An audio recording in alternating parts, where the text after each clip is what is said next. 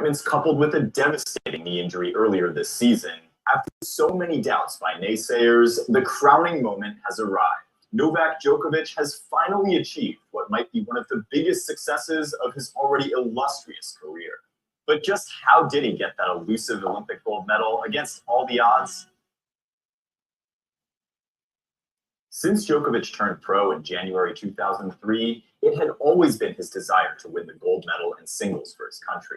And for 21 seasons on tour, that didn't quite happen. In the 2008 Olympics in Beijing, Djokovic was stopped by the eventual champion Rafael Nadal in 3 sets. Nole ended up winning the bronze medal in the match against the United States' James Blake, but it was little consolation for the Serbian, who really wanted the ultimate prize. Novak dared to dream again in 2012 at the London Olympics. This time, he battled past 2 former world number 1s, Andy Roddick and Leighton Hewitt, and had also beaten another strong player in Jo-Wilfried Tsonga in the quarterfinal.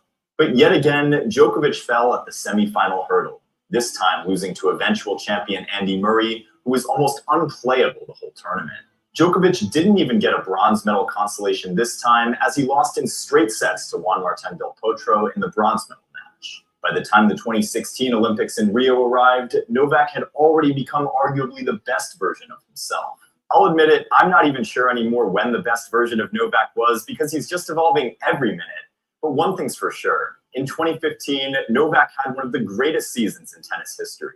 Between 2015 and 2016, Djokovic had completed the non-calendar Grand Slam. He had 31 top 10 wins in 2015, a 15-4 record against the other members of the Big Four, and had won 10 major titles. He backed those performances up in 2016 when he completed the Nole Slam, won 4 Masters 1000 tournaments, and had created an impossible-to-beat ranking point record of 16,950 points.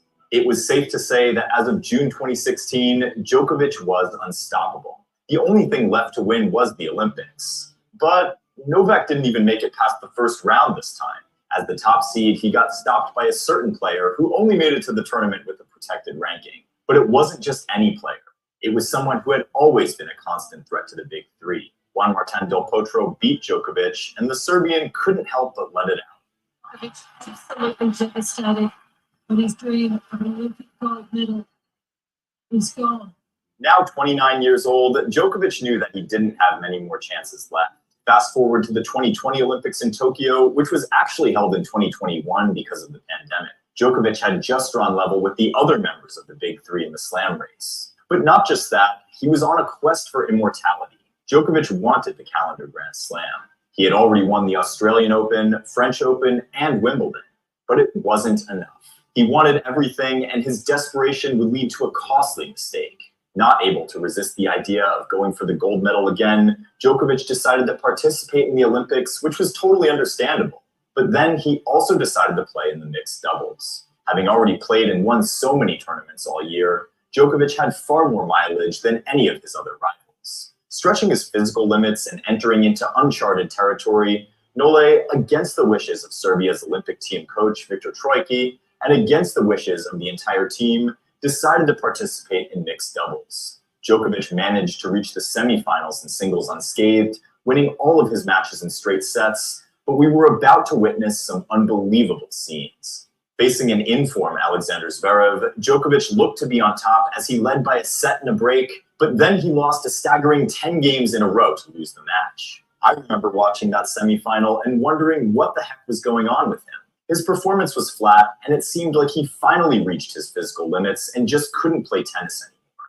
Zverev ended up beating Karen Khachanov in the final. No disrespect to Khachanov, but I'm sure Djokovic would have had his number if they played. After yet another heartbreaking loss, Viktor Troicki revealed that Novak was devastated, mentally, emotionally, and physically. The pressure of being so close to making history and the physical strain took a toll on him. Novak ended up losing his semifinal match in mixed doubles with his compatriot Nina Stojanovic, and then had to pull out of the bronze medal match due to an injury before then losing the bronze. All right.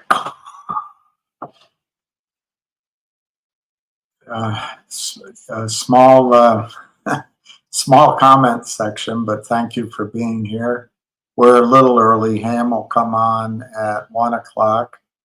William, you're number one. Number one. The one is number 2. Hey, Darren.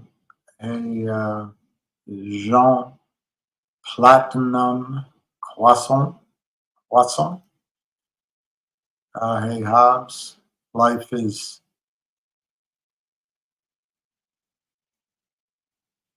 nasty, brutish, and short. I'm unburdened by the passage of time. Certainly unburdened by any overwhelming confusion of thought. Hey, Anthony from Hawaii. Hola, malo. I could beat Djokovic. Well, get out there. Get out there. Try it. You would go down in history. Djokovic just beat Rafa Nadal, Tsitsipas, who had beaten Zverev, and he beat Carlos Alcaraz. Hey, Tom, never miss an opportunity to listen to me. Uh-oh.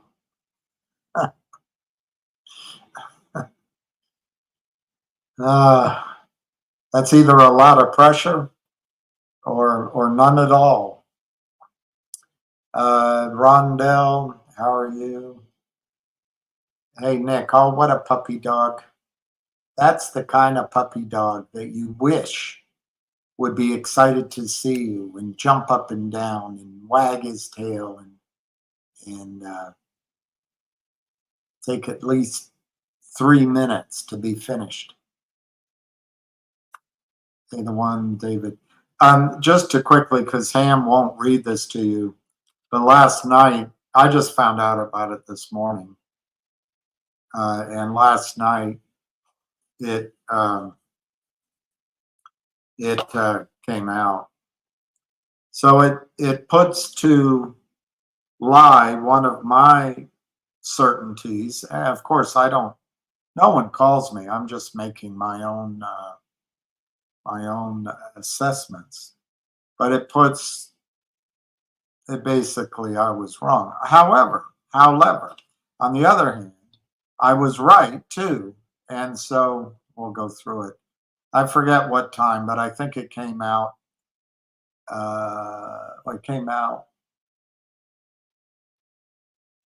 It's dated August 5th, but it came out yesterday evening or later. And it's a Form 8K from Finger Motion. In May, the board, and I didn't know about it.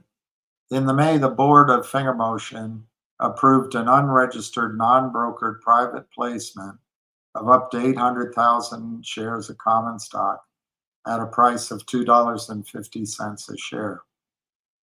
And my understanding, here, it says it here.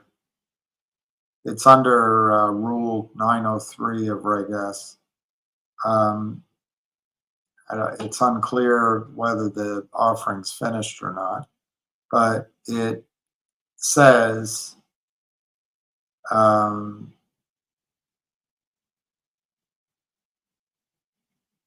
stock price has gone below the subscription price.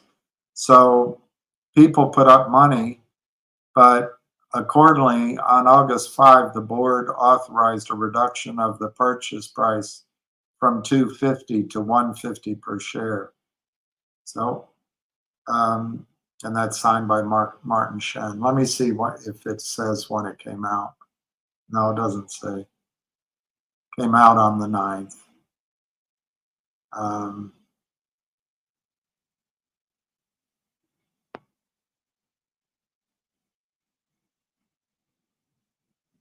Computer's slow.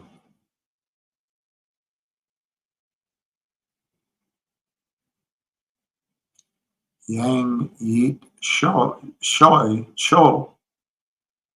of Malaysia bought, and I don't know if this is a buy or just a reporting. Oh, in 2019, 2021, bought stock at 384.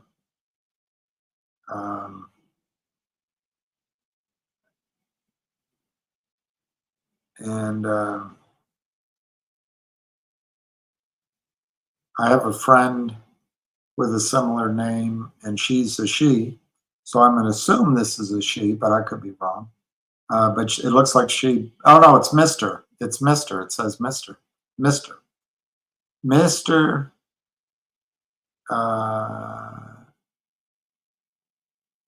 Cho has, there's a block right where the action is. So I don't know what the action is of this filing, but it's reporting that Mr. Cho owns 7,257,600 shares and owns 13.8% of the company's stock.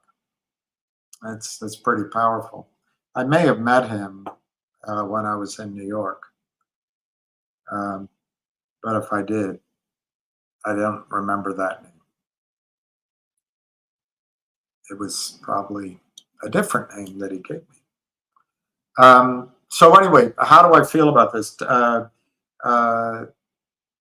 We got a little bit of time. Negative is they raised money down at 250. It actually looks like 150. So they did.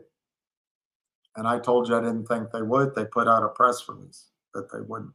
All right, what are the positives? They didn't raise money with Jeff Easton at Lynn Partners. They didn't do a toxic convertible note. The other positive is that the insiders have put up more money, and they put it up at 250. It's the criminals who have driven the stock price down. Remember what the criminals' modus operandi is. And Adina Friedman does not care. Finger Motion came in full faith to Adina Friedman's NASDAQ, proud. And she allows, through her indifference, without any curiosity at all, without filing any lawsuits or any inquiries, she allows the criminals to just sell without settling the trades. So anyway, they get the stock down from, to my memory, 450, 436. I could be wrong, whatever it was that day. And now the stock's under $2. So what do the criminals want to do? They want to increase the denominator. They want to increase the number of shares. They want to make it necessary for companies who need to raise capital to issue more shares than they otherwise would. It's unrelenting. And if you are a CEO and you do business with Jeff Easton, you're going to get screwed. And if you're a CEO thinking that going on the NASDAQ, you're somehow protected by Adina Friedman, think again. They're going to drive your stock price down so that any benefit that you have is going to be diluted by shares. But anyway, that's what they try to do.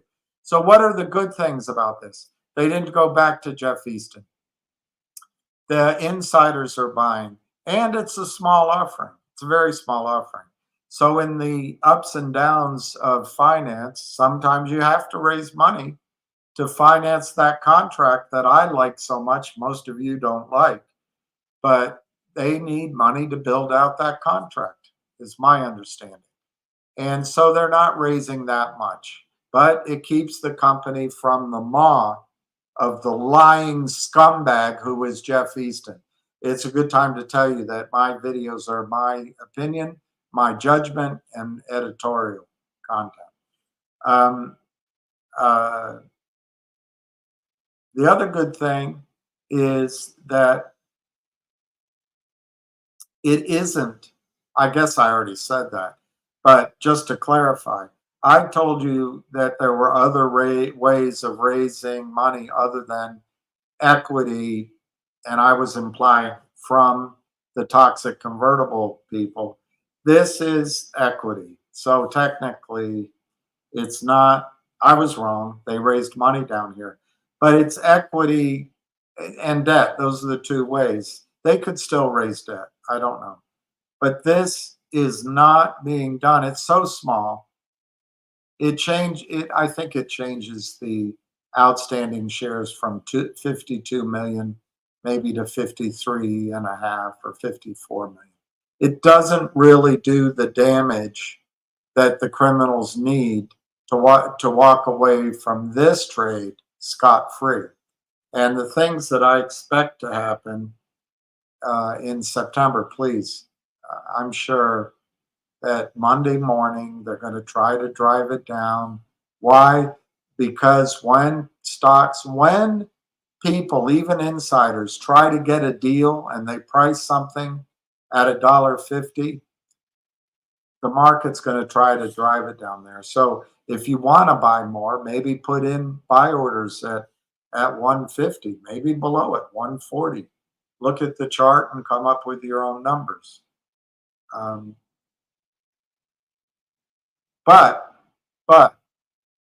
it will be August 12th. So we'll be almost halfway through August. After, whether that's Labor Day or Memorial Day, I have no idea. School starts, classes begin again, and class will be open at all the desks on Wall Street. Salesmen, saleswomen, investment bankers will all be back to work. And money's flowing freely. They're still printing more trillions of dollars every year in the United States. So I expect that this will be a temporary lull. But maybe you can buy the stock cheaper Monday morning. I don't know. Again, and I'll look at your comments. My positives are it's a small offering. It's with insiders, so they're putting more money up in something they believe in. So that's confidence. And three, it's not a toxic note with Jeff, the Yaba the Hutt Easton, and it's not. It doesn't have any ongoing way of destroying the denominator. Yes, you could argue it's slightly expansive of the number of shares out, but there's no built-in mechanism that they can keep doing that. And I'm the only one here apparently that sees the contract where they get to outfit all the vehicles in China, not just two, as big. And it's the use of these proceeds that's important. It's not stated here, but my understanding at least part of that is to go to fulfill that contract. I think it's huge. So I'll leave it there. Hey, Ronnie, I'm the best of all the rest. I just read a video today, listened to it briefly. I couldn't, but apparently she was a meanie. She wasn't as good as the movie said, but she still had nice legs, right? The best of all the rest. Hey, Black Wolf. Hey, Zuzu. Hey, Lockup. Hey, Dan M. Hey, there's a puppy dog. That dog right there seems to be under a little bit of stress. Going to the vet, going to the park. Where are we going? He needs a big hug. Or a treat. Or a treat. 7 minutes.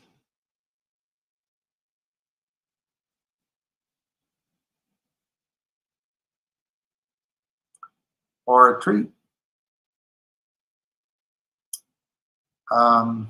No, I don't feel like I can, but when I can, I will.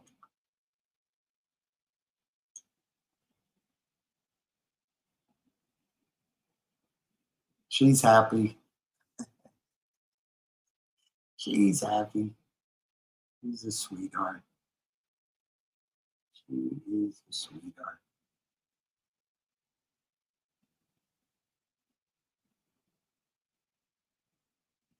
My guy is getting a little lopsided in his back. All right, we got 4 minutes. After Ham is done, let's see what we'll go on to learn today if you stick around. We're going to learn about the Bretton Woods, the deficit war, General de Gaulle, the collapse of Bretton Woods, the golden bull market,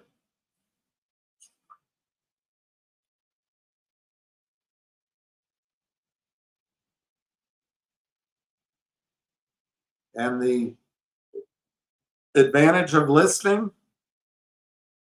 is that this is happening. Now, remember, he wrote this over a decade ago, but this is happening, and the wealth can be transferred to you.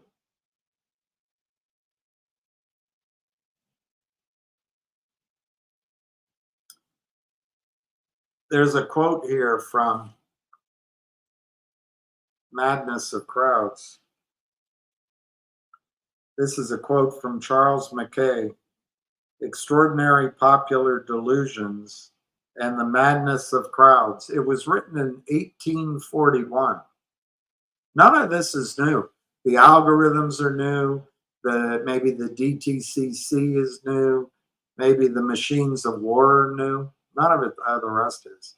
It's human greed and human folly. All right, let me quickly read the quote because he's a call in. Men, it has been well said, think in herds. It will be seen that they go mad in herds, while they only recover their senses slowly and one by one. It's amazing how much of this stuff I've been saying to you. It's almost as if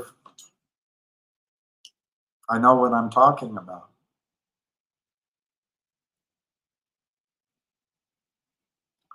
Daryl, the defense secretary spokesman, wouldn't rule out that we will attack Moscow. Who are these idiots? All because Hillary lost an election? We might attack. We're not going to take it off the table. We might go into Moskva. But anyway, they went Ukraine, I guess with our help, where you had the satellites. They saw where there were a few people and they busted in for propaganda purposes. Don't you believe it? The Ukrainian army is completely wiped out. Ukraine is wiped out as a country. This is the most massive propaganda disaster, and it's costing 500,000 to 600,000 lives, and it's going to be worse. They have a ground war in the middle of 28 nuclear reactors. Who are these insane people?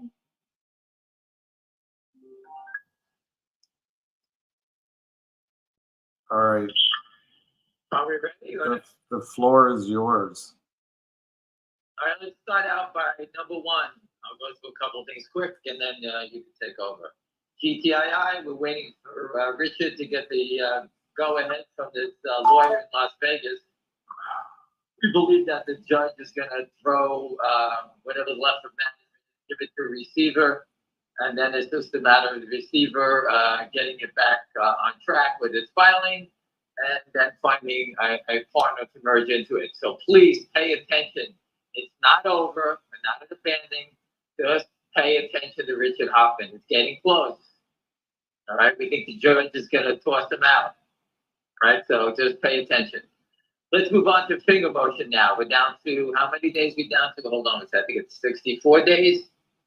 People, when I started posting, 64 days. When I started posting, we're at 90. The days disappear quickly. Life moves on very fast. 64 days, Trump wins. He puts in Pat Byrne. Again, I understand people like to vote Democrat, Libertarian, whatever. Everybody's got to stick up their ass about something.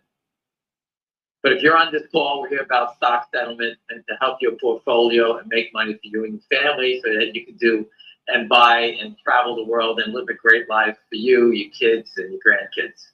That's what it's about. If you got something else you want to go fight, go down the road, go jump into the brawls, knock yourself out. We're here for stock settlement. Without past burden, okay?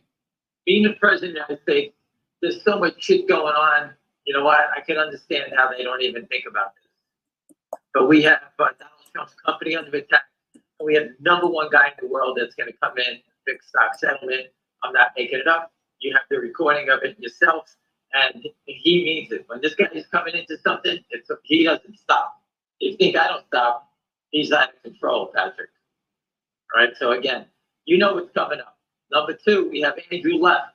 His case is coming up in September.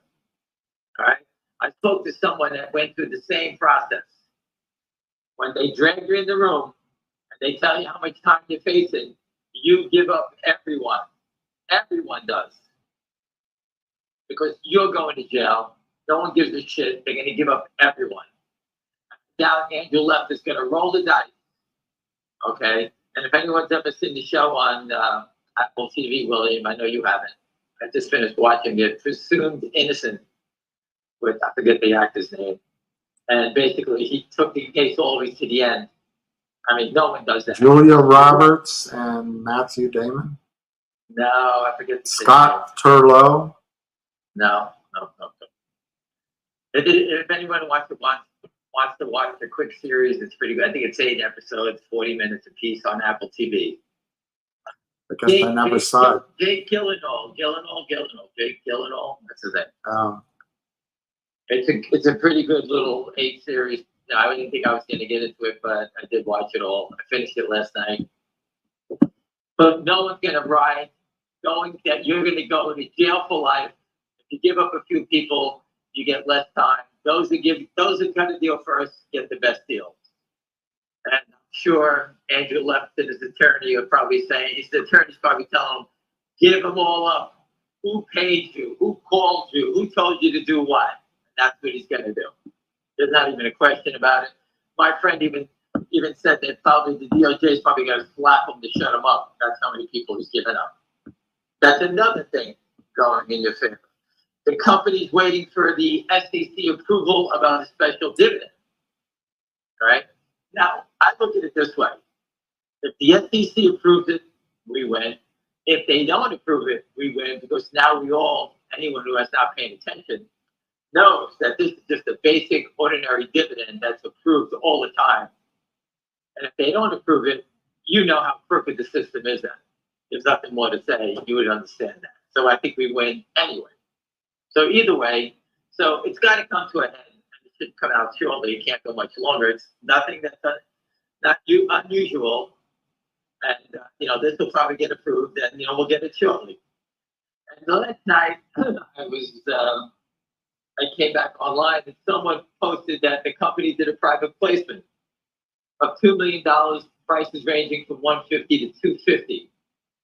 So whoever bought the private placement, and I assume with some of those investors that we met at when they rang the bell, that all those investors from Asia. So they were all very wealthy, and they put money up into the company, and they got the same price as the market price, not a big discount, nothing major. And the best part about it, it's not registered, meaning that if the stock goes tomorrow to $1,000 a share, they can't sell the shares they just purchased. It's a 6-month restriction. So think about what you see on Wall Street versus a private person just investing, or a group of people investing, and they're waiting to get their shares. They're going to wait 6 months. So those are people that really believe what's going on. And I think they truly know what's going on and are willing to wait the 6 months to get the free trading shares. Lynn Partners or Kramers or anybody else who gives the company money, they demand shares immediately. They want them registered. They want this, that, and the other thing. Very different. Just go read the terms of the note with KNW. That's a newly printed toxic note. You can go read it yourself. Look at the terms. They want everything in their favor. These investors just want to put money into the company. They pick the price. They agreed on the price. and it's 6 months. So giving someone of a discount for waiting 6 months, that's normal. These guys get a discount for waiting 1 minute. Give us money, we want a discount. CBM just did a deal. The stock was $2. They did it in 1. The stock was 2. They did it in 1. That's Wall Street's way of doing the deal. So Benchmark came out on April 8th, 2024 with coverage of No Labs, KNW, with a speculative buy. Analyst price forecast suggests 537% upside. As of January 19, the 1-year price target was $4.08. They just put that out. That was put out April 9th. So how do they allow this? How do they allow this? And they keep funding the company and promoting it. It's just all criminal. It's just so criminal. Benchmark's recent transactions. They did Presidio, Leafly, FTI, American Bear, FlyE, Funware, MicroStrategy, Nanonuclear. I guess some of these are big enough, but I guess they co-manage big ones so they can slaughter small ones. Yeah, they put out a speculative buy. Hold on a second. And now 2 days ago, No Labs prices. Did you see that? I said the target that Benchmark had $4. No Labs prices a $13.25 million offering at 26 cents. August 8th, 2024. A firm commitment of 13 million units at 26 cents, with 1 unit each consisting of 1 share and 1 warrant at 26 cents. So that's double that offering. So it'll be 26 million. The aggregate gross proceeds, 3 million, before deducting underwriting discounts and commissions. They granted the underwriters a 30-day option to purchase in aggregate. So they'll be able to sell stock to get this done. Slaughter the stock. They just gonna keep the company had probably, I don't know how many shares they have now, but you just showed you 20 million, 30 million. Have you heard of this group, Boustad Securities? BOUSTAD Securities. They're going to be criminals. They're going to be criminals. They all did the same thing. I told you before. Aegis was the brokerage firm that was doing all the deals. Then the guys leave Aegis, and now they're at Think Equity, and now they're at Benchmark. They all keep moving around. That's all it is. All they do is keep changing the name. It's the same clients doing the same deals. That's how they do it. And now look at the deal that Finger Motion did compared to what you just saw. Well, there you go. That's right. That's the positive. Just look at it. And they did it with people in Asia that want to hold on to the stock and believe what's going on. Didn't you tell me it has a 6-month registration legend? 6-month restriction, I was told. Yeah. So they have to register it. They can't do anything. The stock could go to $1 million. They can't sell it. Right. Everyone in the United States wants it done in 2 seconds. So what this shows me, and this is what I believe, is that the company did not raise any money with Univest. Univest is probably trying to do a big thing like Benchmark or whatever. The company said no, went to their own people, got more working capital at the low end for themselves. Not at the low end, meaning that they raised money down a small amount, and they can actually do these private placements as the stock goes higher. They don't have to. They could do another one at 8. They could do another one at 20. It doesn't make a difference. Univest wanted to do $300 million if the stock ever exploded at GameStop, but it never happened. So why do business with them is what I look at. If that's what they're good for, it didn't happen, so why do continue with it?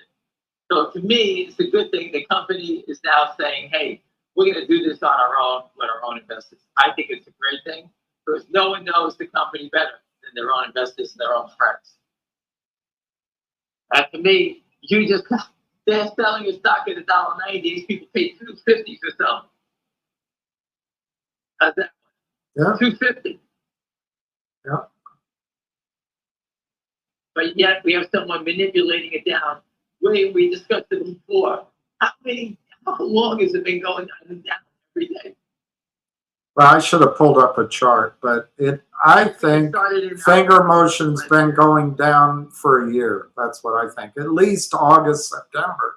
I think it was October. Maybe it was October. Maybe it was October.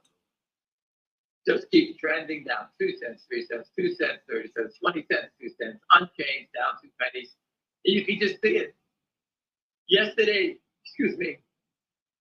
just paying attention a little bit, I posted the wash to 30,000 shares. The stock's 197. They washed it at 190. I posted they put up 25 trades in a row, all at the same time. I'll just say 11, 15, and 13 seconds. They put 25 in a row, 50 share trades. Like a machine gun. Who could even do it that fast? 25 trades at 50 shares apiece. But they had 25 buyers that only wanted 50 shares apiece. But they had 25 sellers that wanted to sell 50 shares apiece. All the same second. It didn't even change the time. This is complete fraud, what you're saying. They did it again at the end of the day. They washed more trades. Yesterday, the volume, I think, was 117,000. 80% of the trades at the bottom yesterday was fake. 80%. I didn't see yesterday the short interest. No, I don't think anyone posted it. I didn't see it. But the U.S. Patrick Byrne, just to tell you, Patrick Byrne just put up the DOJ indictment of Mark that has been released. Pat Byrne is finishing off the election fraud right now. Now, he's the one that exposed that whole thing. Okay? He knows everything about it. And that's the guy who's coming our way next. Look what he exposed and what he did for President Trump. That's all Pat Byrne. And he's coming our way. So for those of you who don't know Pat Byrne, I'm telling you that you have the ultimate fighter coming to help us out. And he will not take this lightly. And he knows what's at stake. He knows there's no more guessing or dragging your feet. This guy knows he's here to take off their heads. All right, so we need to win in 64 days, and then the shit hits the fan. And William, I just wanted to let you know that the Virtue and all these big market makers, Citadel and all these characters, want the NASDAQ to kick companies off that don't maintain a dollar price. And they don't want you to be able to reverse your stock to make that requirement anymore. And they want them kicked off quickly, because when companies get kicked off the NASDAQ, it becomes a death spiral. Because brokerage firms won't let you buy stocks unless they're on the NASDAQ. They don't want you buying small caps. They call you risky, and you get tossed in the garbage pail. Well, the guy from Virtue is trying to do that, and he's helping the NASDAQ to try to get these new rules in place. What do you think is short the stock? So I posted it, and basically, the short sellers will drag you below $1 and ground you. Let's say your stock is 3. You can see the manipulation in fingers. They keep trying to drag it down. Imagine you're a company that's just starting business. You don't stand a chance because you can't earn your way out of it. They drag you below $1. Now the company's drowning, and now they bring the NASDAQ in, and they actually bury you because you're dead now. So they're working together. No company can fight, stay above 1. If you're not doing revenue or don't have an educated shareholder base, you're wiped out. KNW is going to be wiped out. That is a classic one that's going to get thrown onto the heap. I feel bad for the people of Seattle that listen to the CEO. But the debt spiral guys, benchmark and all these guys, they flooded the market. They got all the cheap stock and they're just flipping it. And then they hold on to the warrants for free. How would you like to do that? You buy how many shares they bought, like 13, 14 million shares or whatever. That's what I read. Yeah. They buy them. But I don't know that it's been purchased yet. I'd have to read the document. They have 30 So whatever, days. all they're doing is whatever stock they buy, they sell it. They don't care. And then they turn around, they have a free warrant, and they stick with it. If it works, if it doesn't, they could kill us. They They don't. can be short against the warrant. I mean, they can do anything. They'll control the stock forever, is what I'm trying to tell you. And that stock will be 25 cents. The NASDAQ rule will come in place, and then they get kicked into the pink sheets, and that'll be the end of the company. That'll be the end of the technology, whatever he's working on. That's how they do it. It's odd that they didn't go with Jeff Easton. They went with a different group. I wonder why. They're working together. I know they are, but it's still odd they didn't do it. Easton has his fingers in it. And the funny thing is, they have a term sheet. They've been working, taking money before benchmark deal with Jeff Easton. There's one from 4 months earlier. But it's Right. Right. And I'm sure Easton was fighting with finger motion because they didn't want anybody to raise money but through them. The company raised money through my friends, and Jeff Easton wouldn't even want to take back the payment with interest to get rid of them. Yeah. But yet these guys let Benchmark give money to KNW while they have a term sheet with them, or they're raising money with them. That shows you they're working together.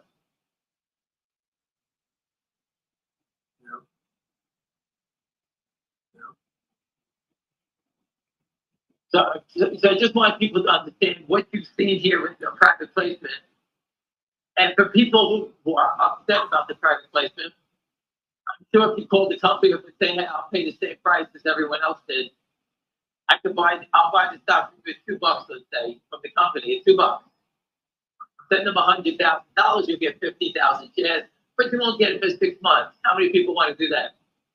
I don't think anybody wants to do it. I don't think want to do that. All right? But these people are willing to lock themselves up. All right? That's because they live in Asia. Yeah, and they know exactly what's going on. Now, William, we talked about this. Some people have been asking me, when do you think this company becomes profitable? Okay? And Martin said it in one of your videos, and I think it's one of the upcoming quarters. I'm not sure which one it is. But I went back and watched his videos again, and it sounds like it's coming. Okay, now, I'll take it for if that's coming in the next week. Well, it's going to come before these 6 months are up, that's for sure. Within this time frame. Because these people put the money up, they must know that the company's going to be profitable. Either they know the company's profitable, or they got more contracts, or something's coming up. Because to sell the people on the private placement, they had to give them a heads up of where the business is going. Am I correct, William? Yeah. So yeah. I don't know what they're telling them, but it's got to be good news. So there seems to be a lot of good things going on. I think we just got the greatest news that the company just got a private placement, 6 months restricted from their own people. KNW just took in money from the animals, and their stock is destroyed. A little different. You can go read the terms, look at the other deals, go look at the toxic deals Lynn does versus what these guys just did. I think it's great. But you can read it yourself. It's all right there yourself. You can go see it yourself. Does anyone have any questions that's online? No, I know maybe. it's nice out. I know it's very nice out. And I was already out playing pickleball. I want people to, I don't want to keep you all day. I just want to make sure you understood it. I always like to be ahead of the curve for Monday. I don't like to walk in Monday and say, what's going on? When news comes out, I'll like to address it. This way we can knock it out. Yeah.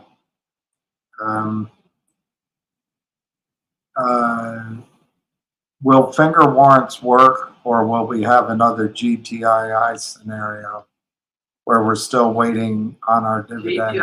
GTI scenario is very different than a finger motion warrant. The finger motion warrant, okay, is going to be a separate trading. It's going to be a publicly traded warrant. GTI was not a publicly traded dividend share. That was a private share that you need to exercise and trade and go back into the stock. This is going to have a market in it. It's going to be FNGRW. And let's say it's a, I don't know, maybe it's a 2-year warrant, exercisable, and just say it's $3. What's an option to buy finger motion at $3 going to be worth for 2 years? Is it going to be 50 cents to $1? Is it going to be $1? And if it's offered anywhere below 25 cents, I'm telling you right now, people, I will make sure we buy every one of them. I'll make my friends, we will take every one of them. Because I think buying an option for 25 cents. If the stock goes to 100 minus 3, we make $97, 25 cents. So I don't believe anybody's going to sell them, but if they do, we will pluck them out. If they do give the warrant out, besides us being long them, the shorts are going to be short 23 million of them. 10%. How are they going to 230 million shares? That's 10%. That's 23 million. How are they going to buy them back? They're going to be higher than what I just described. Quarter, 30 cents, we're taking them. So we know it's going to be higher than that. How are you going to buy it back if no one's selling them? And that would be a completely different symbol stock. It's completely different. Wow, this is unrelated to what you're talking about, but it's from your friend. I think he's your friend, Ordinary Angler. But anyway, he's on Twitter a lot. He's a good, active, hardworking Fisherman. I man. guess he's a fisherman. Well, I guess, but he's really active in this fight. Anyway, he just said it looks like somebody named Scott T has a whistleblower. I don't know who Scott T is. Whistleblower that Schwab sold 6.5 million shares of MMTLP short on December 8th. That was the last day of trading at 11 a.m. Eastern Standard Time. They're just working out immunity. Could you imagine if you have a whistleblower that ratted on Schwab to sell 6.5 non-existent shares of MMTLP? Unbelievable. It's coming to a head. They can't hide it anymore. There's too many of us. It's unbelievable. It's going to come out, and Pat Byrne is going to, and Pat Byrne is going to lead the charge. We're trying to do it as regular people, and we're getting it done. Think about that. Yeah. I have no political clout. I'm just a regular schmo like everybody else. I have a great backhand. I don't know if that counts for anything. Well, your wife is still with you. I haven't seen him in days. Maybe that's the secret to your marriage. Avoidance. William says you're still here. I haven't seen him. Can you, Ham, and this is an opportunity for your insight to diverge maybe from mine. This is a good long-term listener. Can Ham explain why he believes Finger will skyrocket once it hits a certain price?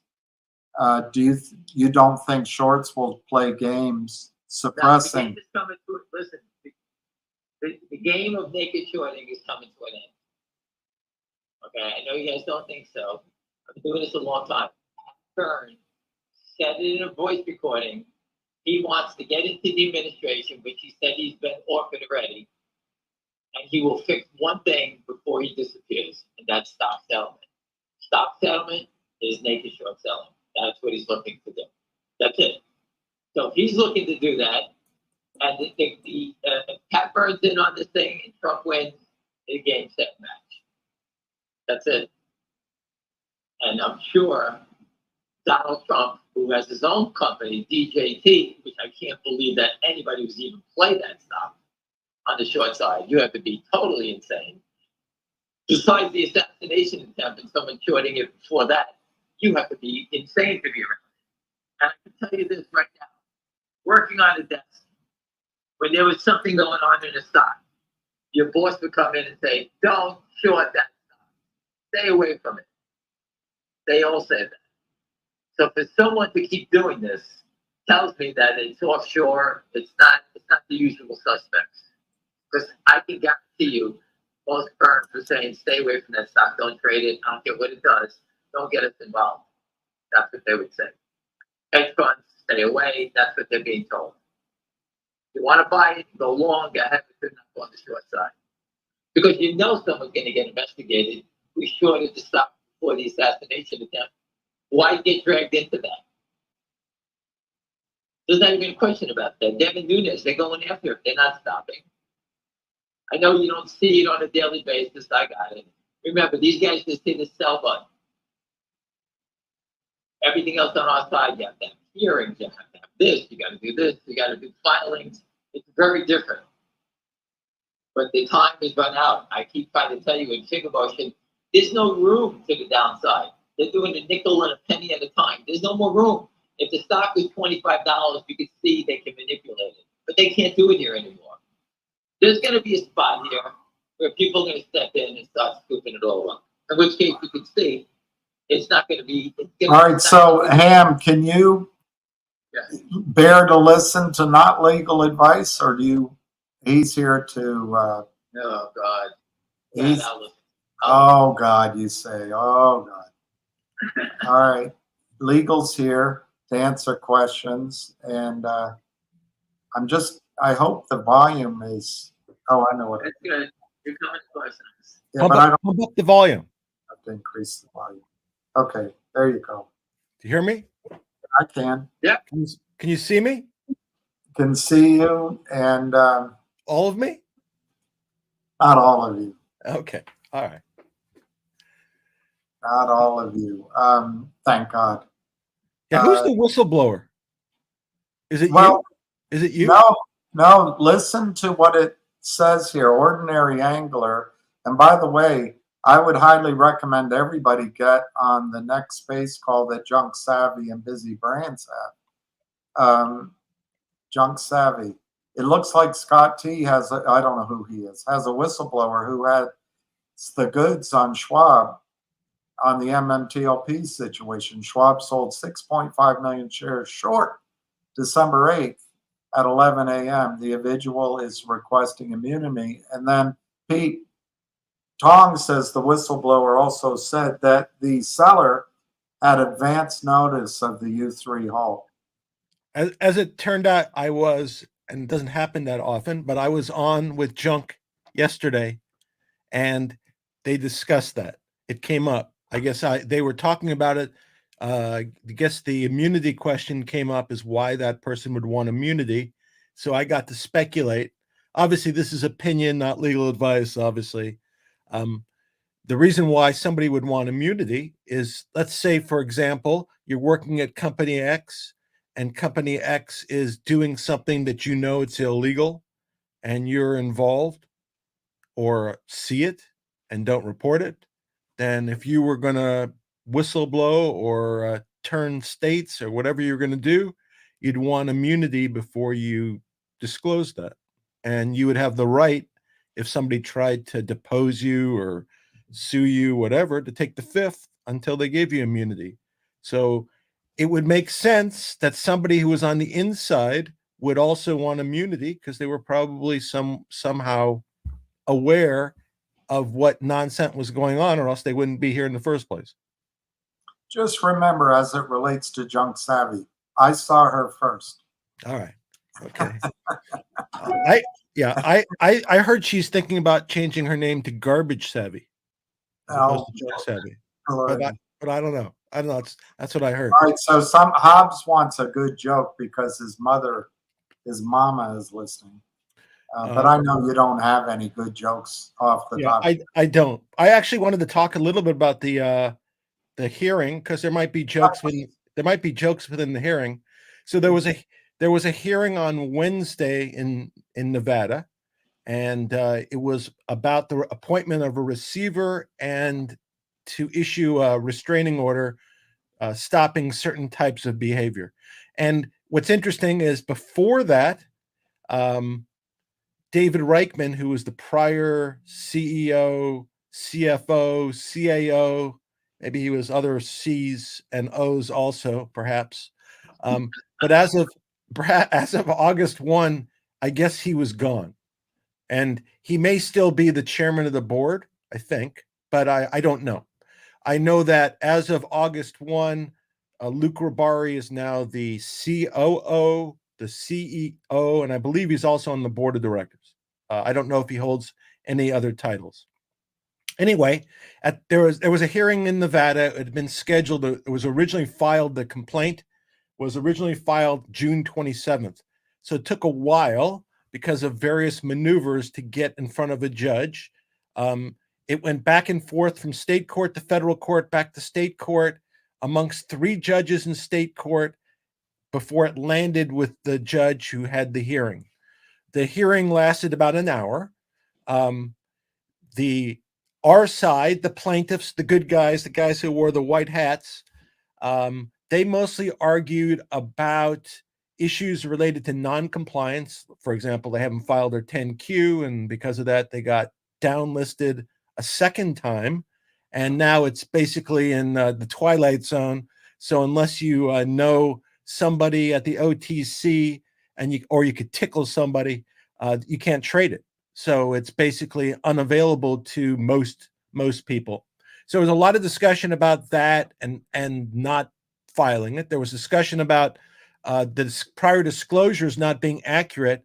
For example, there was a prior, and this is based upon my recollection what was happening at the hearing, that there was prior filings, and in the filings, it indicated that the officers and directors hadn't received any kind of shares. And in the same filing, there was a disclosure of the officers and directors receiving shares.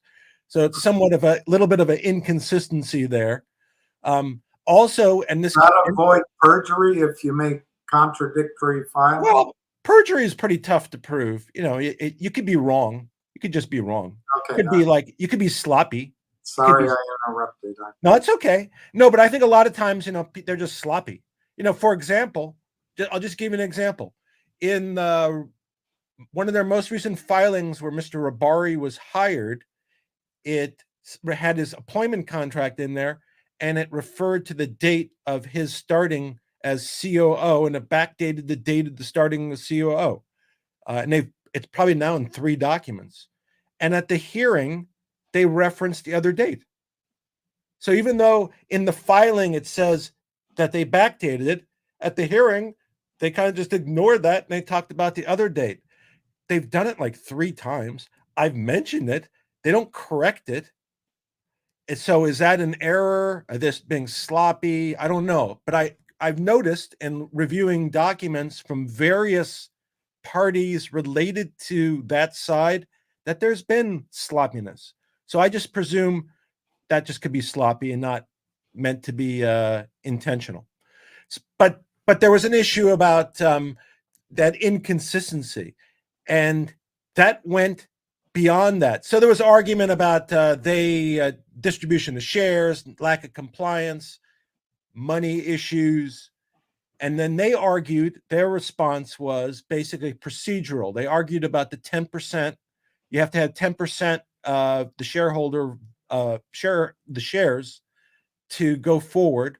And there was a lot of procedural arguments about that. Not a lot of substantive arguments about anything. They didn't, although they generally denied everything's hunky-dory, they were all great, but they didn't really address specifics. And it ended up, they kind of were helpful in a way, which I will get to in a second. But they mostly argued legal arguments, procedural, The judge listened. The judge was very, by the way, I would say the judge, I don't know how he's going to rule. I thought he was, he listened, seemed like he understood what was going on. It's a business court. So in Nevada, they have special business courts. So this judge only hears business disputes.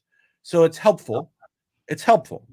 And he asked for, he had obviously reviewed the documents, but he still asked for example, if our attorney was talking about a specific piece of evidence, he would ask for the citation so he could go back and look at the evidence afterwards. So I thought he was really good. I don't know how he's going to rule, but I thought he was good. I thought he was Does he get a piece of the body, the corpus? The judge? Yeah, is he paid out of the company's assets? He just gets paid by the state of Nevada. Okay, all right. Yeah. Those kind of people are like the receivers or trustees. They might get a piece. So we put out our position. They didn't file a bunch of stuff. It puts everybody at risk. There's a bunch of distributions that are whatever. They responded with a bunch of legal arguments, procedural arguments, and we got to the last section. So maybe like we're 45 minutes into the hearing at this point in time. And there were other matters that went before us. So it was just a regular calendar. This happened to be one matter on the calendar. So it came back to our side, and somehow we got back to the issue of the January 25, 2023 distribution of shares, where on that day, there's something like on the order, and I'm just kind of approximating, about 65 million shares are issued on that date with a value of approximately, I think it was like $98 million. Most of those, or at least half of them, if not more, went to management, the board of directors. Now, somewhere, and I don't remember where I saw this, but somewhere they justified that expenditure saying it was for past consideration. In other words, they had done a bunch of stuff. They just deferred their compensation. And on this date, they were basically paying themselves for what they had done in the past. Now, to be quite honest, I'm kind of skeptical of those kind of claims. And I would think a judge would be skeptical of those kind of claims also. But so they took that position. During the hearing, the attorney who was representing GTII and that crew, when was asked about that, she said, and she volunteered, that it was actually consideration for a transaction that hadn't closed yet. So what they did, she said in open court, that they gave themselves 36 million shares on a transaction that would close sometime in the future. The judge kind of stopped and said, and asked a question, a rhetorical question, saying, you're telling me that that's acceptable for the board of directors to pay themselves in stock ahead of the closing of a transaction? He stopped. No, it wasn't a question. It was a statement. And then, and I've quoted this language, and you may remember this also. Then it came up why they canceled those shares. So January 25, 2023 is when they're issued. They're canceled June of 2024. That's quite a bit of time has elapsed. It's 18 months. And their explanation was the shares were inadvertently or erroneously issued. And the judge said, what does that mean? He just said it out loud. That was the end of the hearing. That was it. So the hearing ended on that subject. It seemed like, I don't know how the judge will rule, because he may rule contrary. To me, he was looking for a reason to grant the receiver. And there's an issue, a procedural issue. So you can grant a receiver if you have 10% or more. That's one way. There's also like a general statute that says under circumstances, if in past circumstances receivers have been appointed, the court in its own equitable jurisdiction can appoint a receiver. So to me, he was looking for a reason to appoint a receiver without making a great determination, other than he said, and I wish I remembered the exact language, but he said something on the order that sounds like management. He didn't say fraud, and it wasn't incompetence. It was management and a bad word attached to management, suggesting that would be a basis by which he could order a receiver. If management was incompetent, it wasn't incompetent. But that was the very end. So if you were going to analyze the hearing, you would say it ended on a high note. The other side didn't get to rebut that. That just kind of ended that way. And again, they contributed the third. So now we have three views of that director compensation. In the filing itself, it says they didn't get it and they got it for past consideration. And in the court proceeding, she said it was for future consideration. So we have three different stories, which I think is amount 96 million, 36 million. Well, they only did, yeah, that was the part of it. They only canceled half, and there was no explanation as to what happened to the other half. Where did those disappear to? So it was I thought it was a positive hearing. I think because it's Vegas, I think we are the favorite, but it's not like I would say it's a slam dunk. And I don't know the judge. The judge can have a really good hearing, and he might go back and he might decide it's not the proper case to issue it. But it's kind of this case is two facets. One is the receivership, etc., and the other part is the case against the officers, directors, and the board trying to recapture stock, money, whatever. That goes no matter what. The hope is if you had a receiver, then you take control over the company right away and we move on. Is receivership like bankruptcy or no, it's not? No, it's not. But the receiver is an agent of the court. So the receiver has to report to the court. More, I think they're an agent of the court.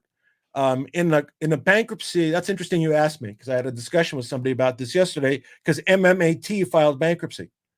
Metamaterials. Yeah. So in bankruptcy, again, I'm not a bankruptcy attorney, but in bankruptcy, there's a trustee. The trustee often is a private party. They get paid by the court. Often what they do is they're a law firm. They have somebody who acts as a trustee. They also hire the law firm to provide legal advice to the trustee.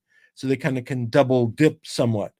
But what happens is if there's money left over, so after they pay claims, if there's money left over, the trustee participates in those monies. So and the receiver will get paid a fee. Okay. In a bankruptcy, the court's priority is creditors. That's who they fight Correct. for. Correct. In a receivership, what is the purpose? Is it for all parties, or is it just creditors, or For everybody. it's for everybody? Yeah. And on an equal standing? Yeah. Or is there a priority? Oh, there is a priority, but if there's a secured debt, that'll have priority over, unsecured, et cetera. There will be. But basically the receiver is designed to take over operation of the business.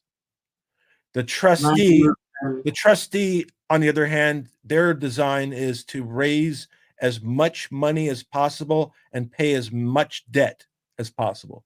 And the receiver can entertain plans, much like in bankruptcy, more than one. Yeah, receiver has all the powers that the court gives them. So you specifically in an order, when the order, and I don't remember, I probably saw the order, but when you submit an order, you might list 15 things the receiver can do, and it has to be spelled out. And if the court doesn't want it to do item number 12, just cross out item number 12. But otherwise, usually all the duties are spelled out. If the receiver gets the company to post their filings with the SEC, mm-hmm. Can the receiver or the court do that, number one? And will the company automatically start reflecting a bid and ask in the over-the-counter markets, even though it's in receivership? I'd be guessing, but I know that I'd be guessing. But I know that one of the things that the receiver is going to do is to try to get an uplisting, because that's one of my questions I had, which is, I think, answering your question. I don't believe, but I don't know, but I don't believe until that happens whether it's going to trade normally. You know what I mean? Until it's back us uplisted. And you have to think about it this way. This is kind of an interesting scenario. It happened twice, right? It got downlisted in April of 2023 because of reoccurring problems with regard to disclosures of insider transactions and or beneficial ownership. If it hadn't been downlisted then, even if they hadn't filed now, they may not have got down. They would have got maybe dropped to pink sheet level, and we could still trade it. But we didn't have the luxury because of what had happened in the past. It's almost pre-planned. In the receivership, what rights do the bad guys wearing the brown hats or the red hats or I can't think of the color that in this modern world we can use? The bad guys. What would they do? So there might be, let's say, and I'm just making up a scenario, but let's say a receiver wants to go borrow money for X purpose, for the benefit of the company. And they would file a motion with the court saying, we want to borrow the money. The bad guys, if they chose, they could oppose that if they wanted to interject themselves. And they can impose their objections as to any kind of material action that the receiver might take. The court can, may ignore it, but they could assert their position. And, some things they might have valid arguments and some things may not. I know at this particular hearing, the counsel for the prospective receiver was there. They didn't, they just introduced them. Nevada? The lawyer from Nevada? I don't think so. I think the counsel was not from Nevada, but I don't, did they announce Arizona, their location?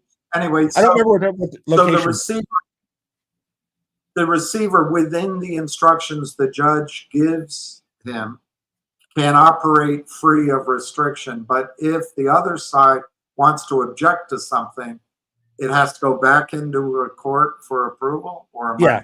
And also there'll be regular reporting by the receiver, has to file reports with the court, financial reports on a regular basis. So everybody kind of knows what they're doing, and then they paid a fee for their services. So during that time, I know you're guessing, and I know you're not a financial markets expert, but during that time, assuming there's a massive naked short position, which we have evidence of out of the Alpine court filings from NSCC and FINRA, does that remain in existence, and can it cause pain to the shorts during? Yeah, I'm guessing, as far as I know, it hasn't. If to the extent there was and is a short position, I think there still is. I believe the volume still is reported. It's still trading, just trades at a very low volume. Like thousands of shares, not tens and hundreds of thousands. So if in fact there is a large short position, and if in fact the volume is reported, I don't see it. I don't see the volume, the volume reflecting a short position.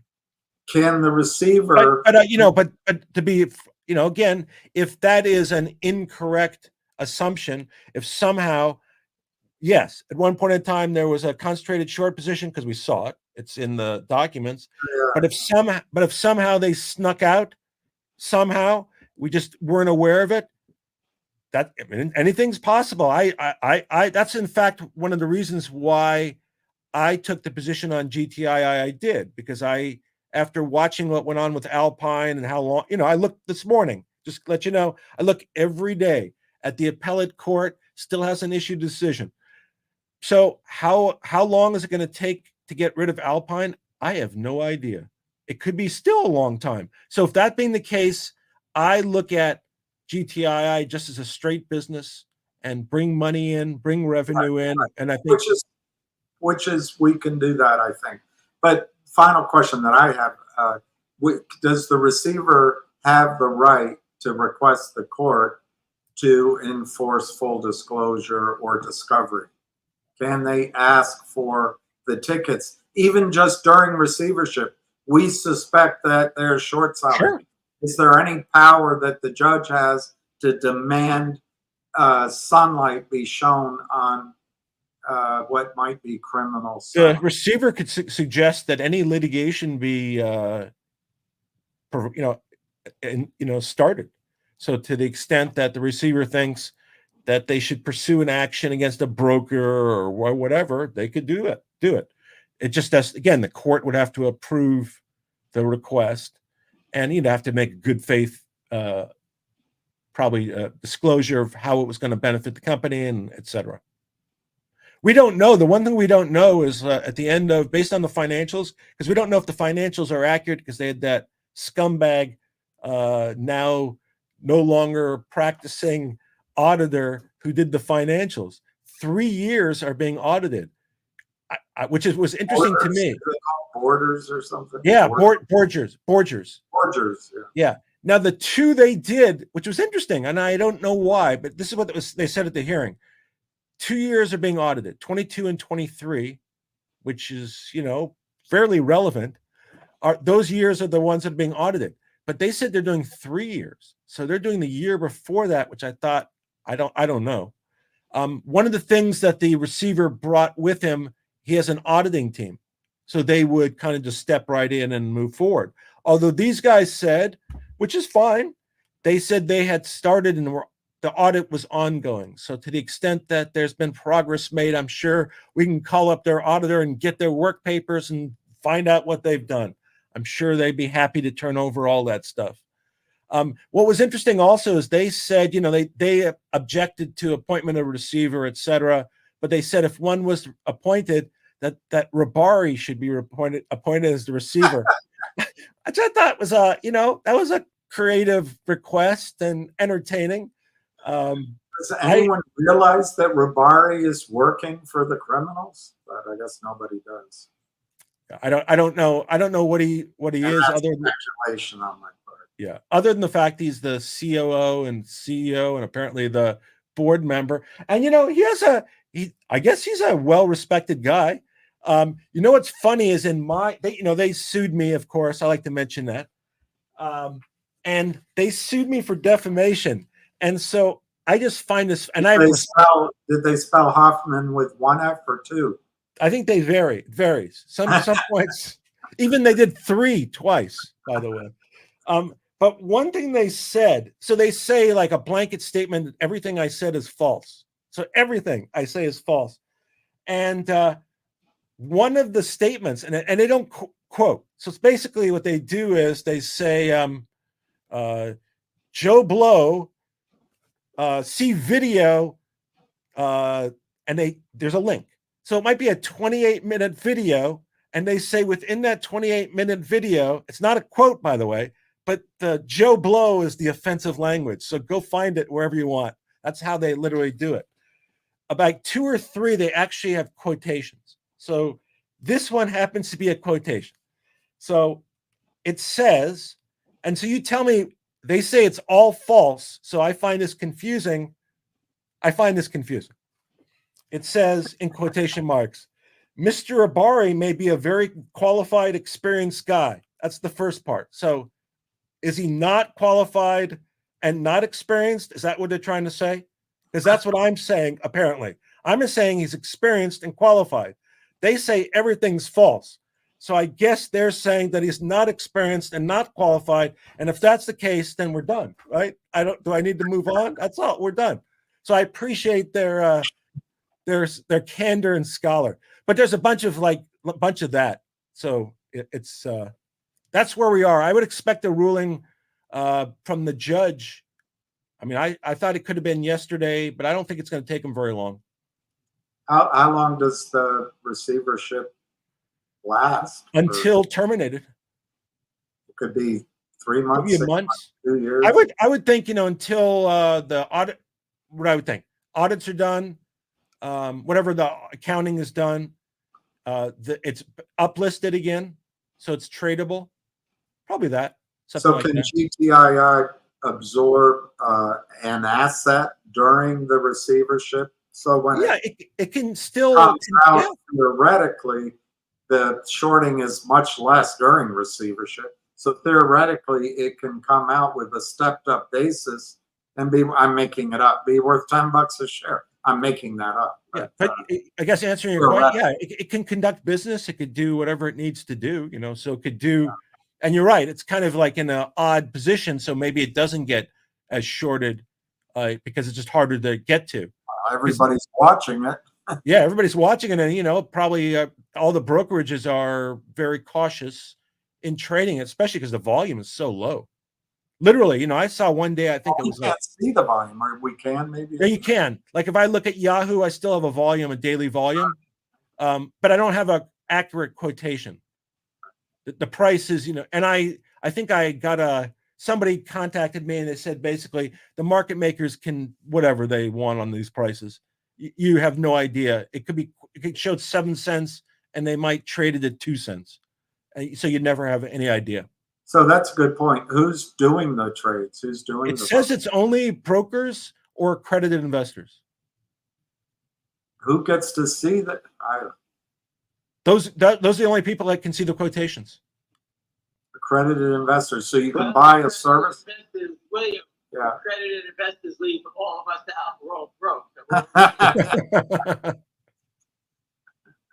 Yeah, There's a service you can buy. Well, yeah, I guess you could. Well, I mean, maybe collectively you could do it too. Maybe you could put together a group, and then you'd be accredited as a group. All right, Ham. Let Ham ask some questions of you. Yes.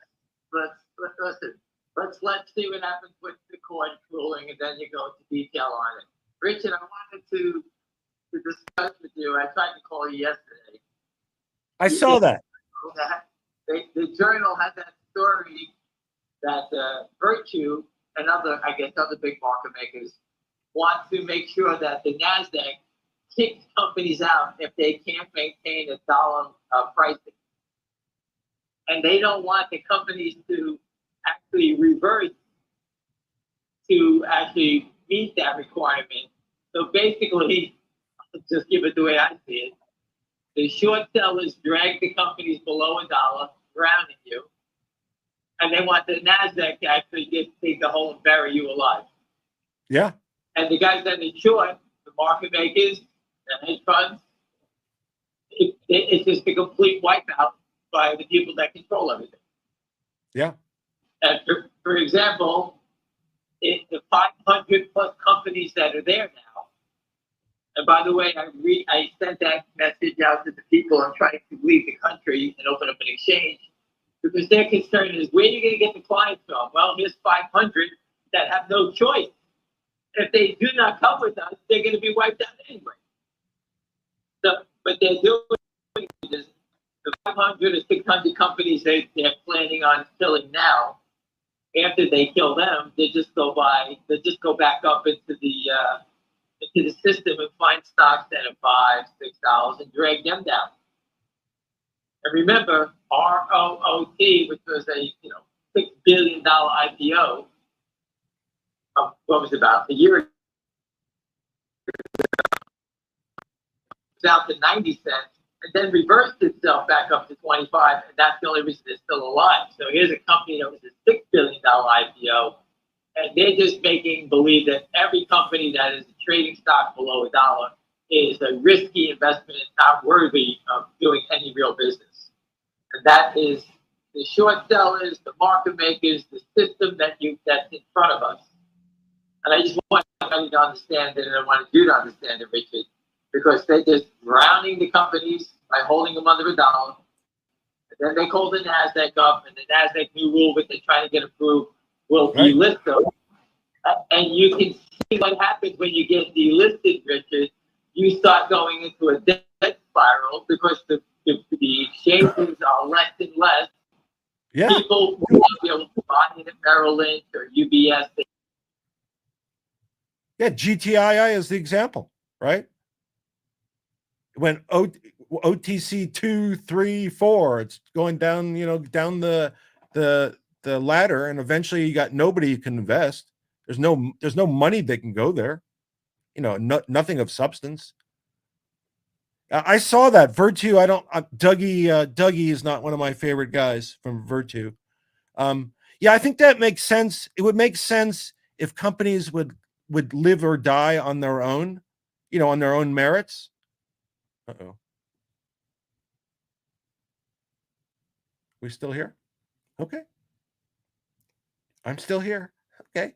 If companies live or die on their own merits, I'll pretend I'm William. My jacket is in the corner. Yeah, if companies lived or die on their own merits, and that's great, but that would also exclude shorting, right? I think. Do you agree with me, William? Yes, thank you very much. I'm going to join the chat too. See if I could do that. I can't join the chat. If anybody's hearing me, could you say yes, I am, as one word, please? And if you can't, then say no, we can't. All right. Well, oh, yes, I am. Good. So William decided to pay me to stay on continually for the next 48 hours. So we were doing a telethon, raising money for peanut butter discovery. Actually, I want to announce my new channel. I'm doing the pastrami channel, where I will be soliciting pastrami from various restaurants around the United States, and I will be sampling it live and giving you my recommendation on whether the pastrami is top notch. Everyone's still there. Oh yeah, I'm still here. I was talking about my new channel. Well, go ahead. Yeah. My big computer completely overheated and shut down. Ham is still here. He might not come across. I was still talking. Yeah, he was still talking. So but was it might I. not come across as clearly to you guys, but hey, it's all I got. I was talking about my new channel. My new channel. People seemed like they were interested. The pastrami channel, where I will accept samples of pastrami from restaurants around the United States and eat it live on the air. No ham? No ham, just pastrami. Just pastrami. Thanks, Richard. I'm looking for a knish. That's what I've been looking for. You're in the right town. I wanted everybody to understand how deep this is, and the race by Virtue to eliminate all these small cap companies and delete them is because I believe the fear of Pat Byrne coming in and Trump winning and forcing stock settlement will turn these wonderful gains that they have into tremendous losses. Because when they have to start the cover, they're going to get crushed.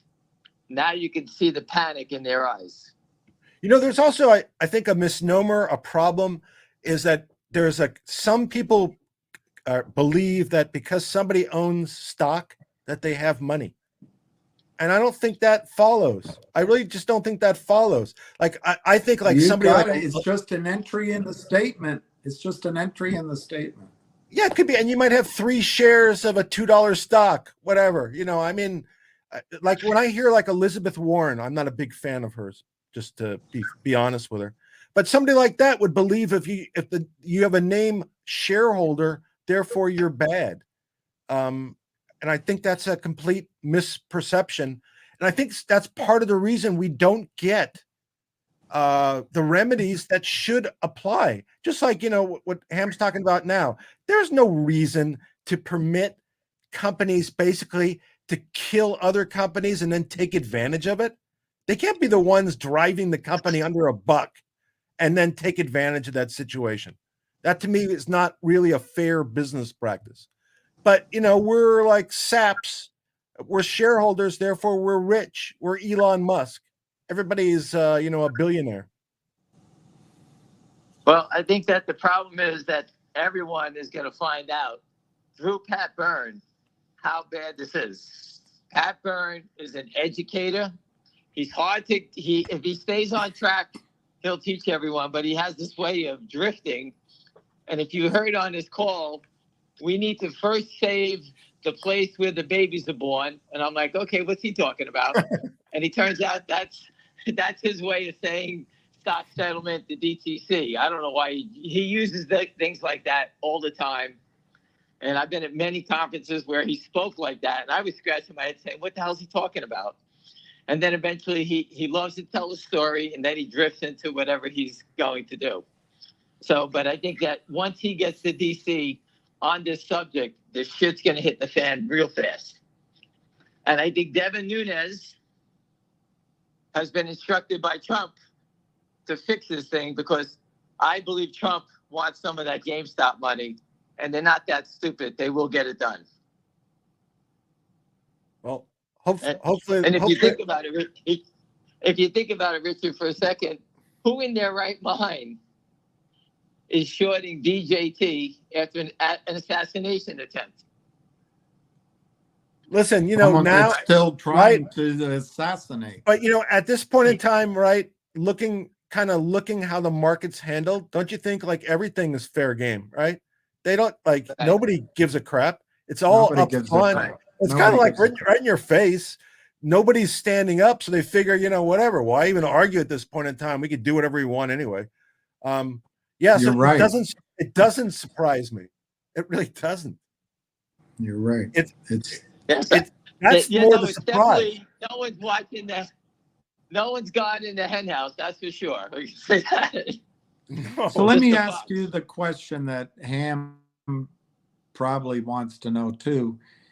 Can GTII leave receivership with the large short position extant? Yeah, I mean, The court's not going to wipe it out or anything. no. Listen, the only people that are going to wipe it out would be the SEC, and it's not happening. So let them restructure. Let's get past this, and then we can figure out all the other stuff. Well, that was right now, as long as they do their filings. I'm sorry. I said, as long as they do everything by the books and it's cleaned up, it's like a reverse merger. That's all it is. Yeah. What I was going to say is MMAT is an interesting topic. Yeah, on that you can talk about that. I tried on that to subject, right? Because it's a bankruptcy filing because they wanted. Looks like somebody wanted the end. So long. Let's get out of here. But if there are, at some point in time, there were apparently short positions attached to that in large numbers. I don't know if those positions have been closed. So theoretically, if you were a MMAT shareholder and could get a group together, you could go into bankruptcy court and you could file an action in the bankruptcy court. I'm there. He's spinning. He'll be on it. He's still there. Oh God. Well, listen, he has more to say than me. All right. I just wanted to talk about the private placement, which I thought was wonderful. They're restricted for 6 months. Now the company has cash. They don't have to deal with anybody on Wall Street. And to me, that's all we can ask for. Am I correct? Do you know how much was raised? $2 million. No, it's less than that, according to the filing. But the filing was on the 5th.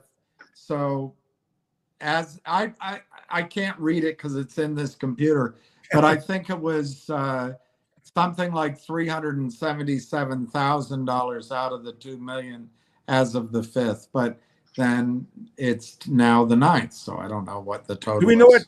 what? I would think that leaves an opportunity for people who might want to participate, who meet the qualifications of the offering, to call up the company. Do we know what their monthly burn is on it? I don't know what the monthly burn is, but the CEO said that he expects to be profitable shortly. He said it in one of Williams' videos, so I would have to guess it's coming up. I don't know when.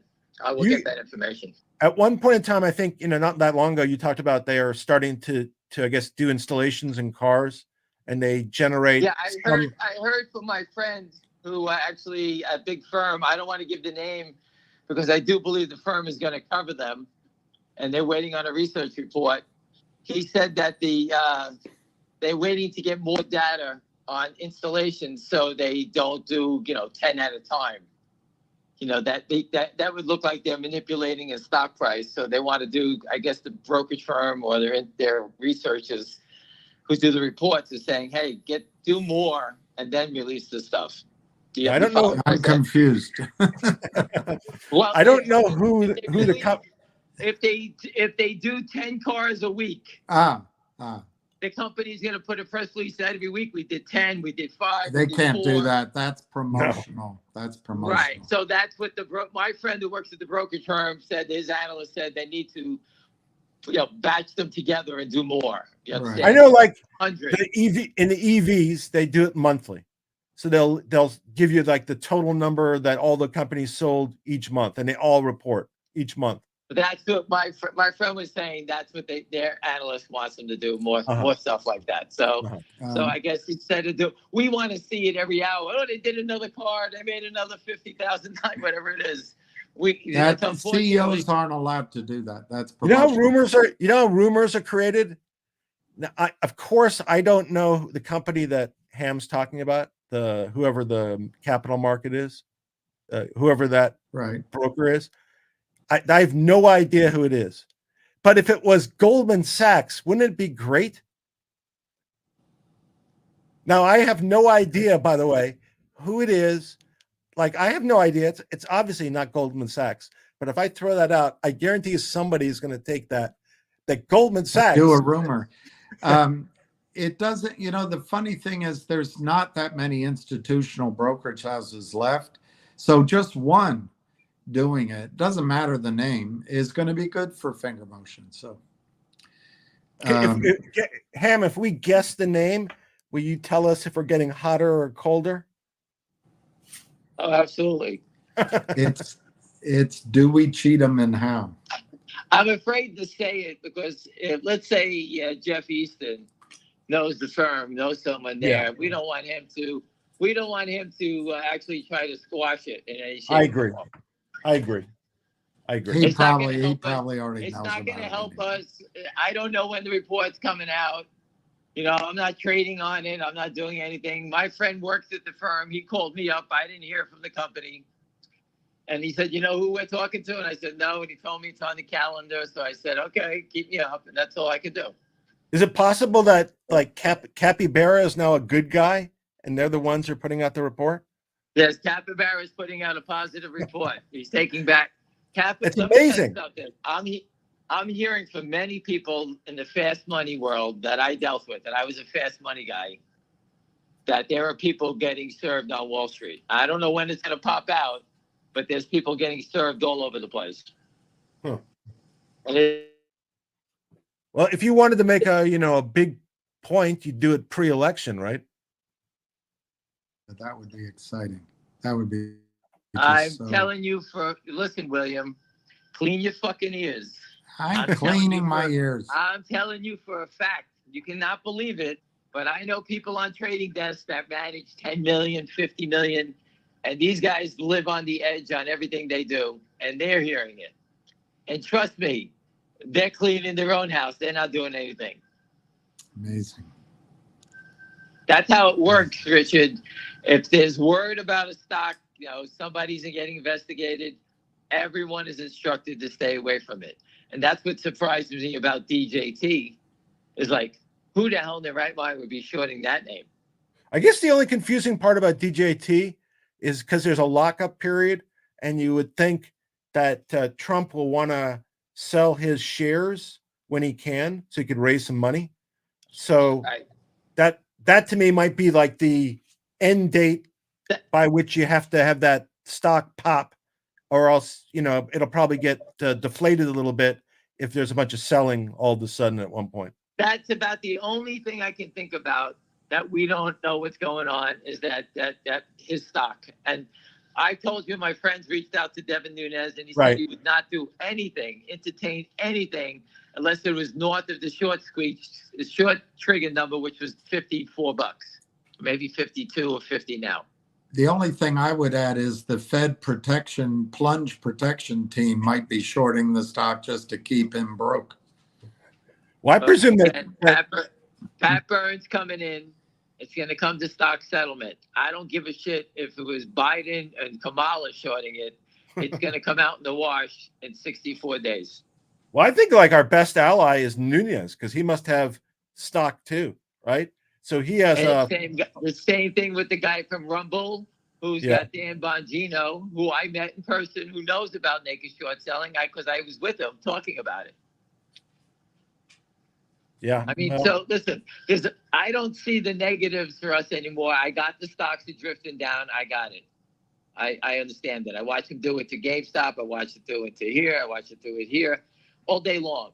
But this is, if you're short, just think about it. If you're the short seller, everyone on this phone call, you're the bad guy. The only thing we have to do is try to mark it down to get people to sell, because we can't take it up. Because if it goes up, we just margin ourselves out. We kill ourselves. So they're trying to hang in. Just think about someone on death row, Richard. How many times did they appeal? They're in jail for life, but they want to appeal so they don't get put to sleep, right? You know, I've been watching this new series, which I thought was new, but it's not. It's called Prison Break. Have you seen it? Anyway, I don't think so. It's on Netflix, I think. And the guy tries to escape from prison to get his brother out of prison. And I think it's like multiple seasons, and they find different reasons why they cannot escape. So I thought it was entertaining. If you happen to be up late at night and there's no pickleball courts open or anything, turn it on. Maybe sounds like a nightmare. Yeah, it does. Richard, I spoke about it before on Apple TV, Presumed Innocence. Yeah, I've seen that. Gillen. I've seen that. Yeah, that was very good. I just finished it last night. Yeah, that was season 1. I think there's going to be a season 2. Okay, I just finished watching it yesterday. There's more than that. Oh my goodness. I don't want to give up. I don't want to say what happened, but it was very good. So Richard, I wanted you to understand about the new rules protecting the guys like Virtue. Just so everybody understands, Pat Burns said it in a video. Ken Griffin is the Fed. They're never gonna put him away. Yeah, I was gonna say, when Virtue speaks, isn't that really Ken Griffin's mouthpiece? Yeah, but Virtue is gonna but the person that's gonna go, he is the low-hanging fruit in the big boy game. The guy from VIRT. Yeah. So when the shit hits the fan, he's going to zero because they can't trade stocks. The best show out there is Goliath. If you maybe he's a guy, maybe he's a guy you could flip. Who's that? I interrupted him. We have a mole.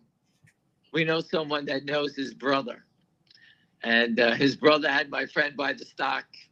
I made him sell it at $29.40, $29.38. He had 70,000 shares. This guy from New York, he sold it, and he told me that the brother says the guy Doug is cheap, and since he got COVID, he's like a recluse. He doesn't come out. He doesn't go anywhere.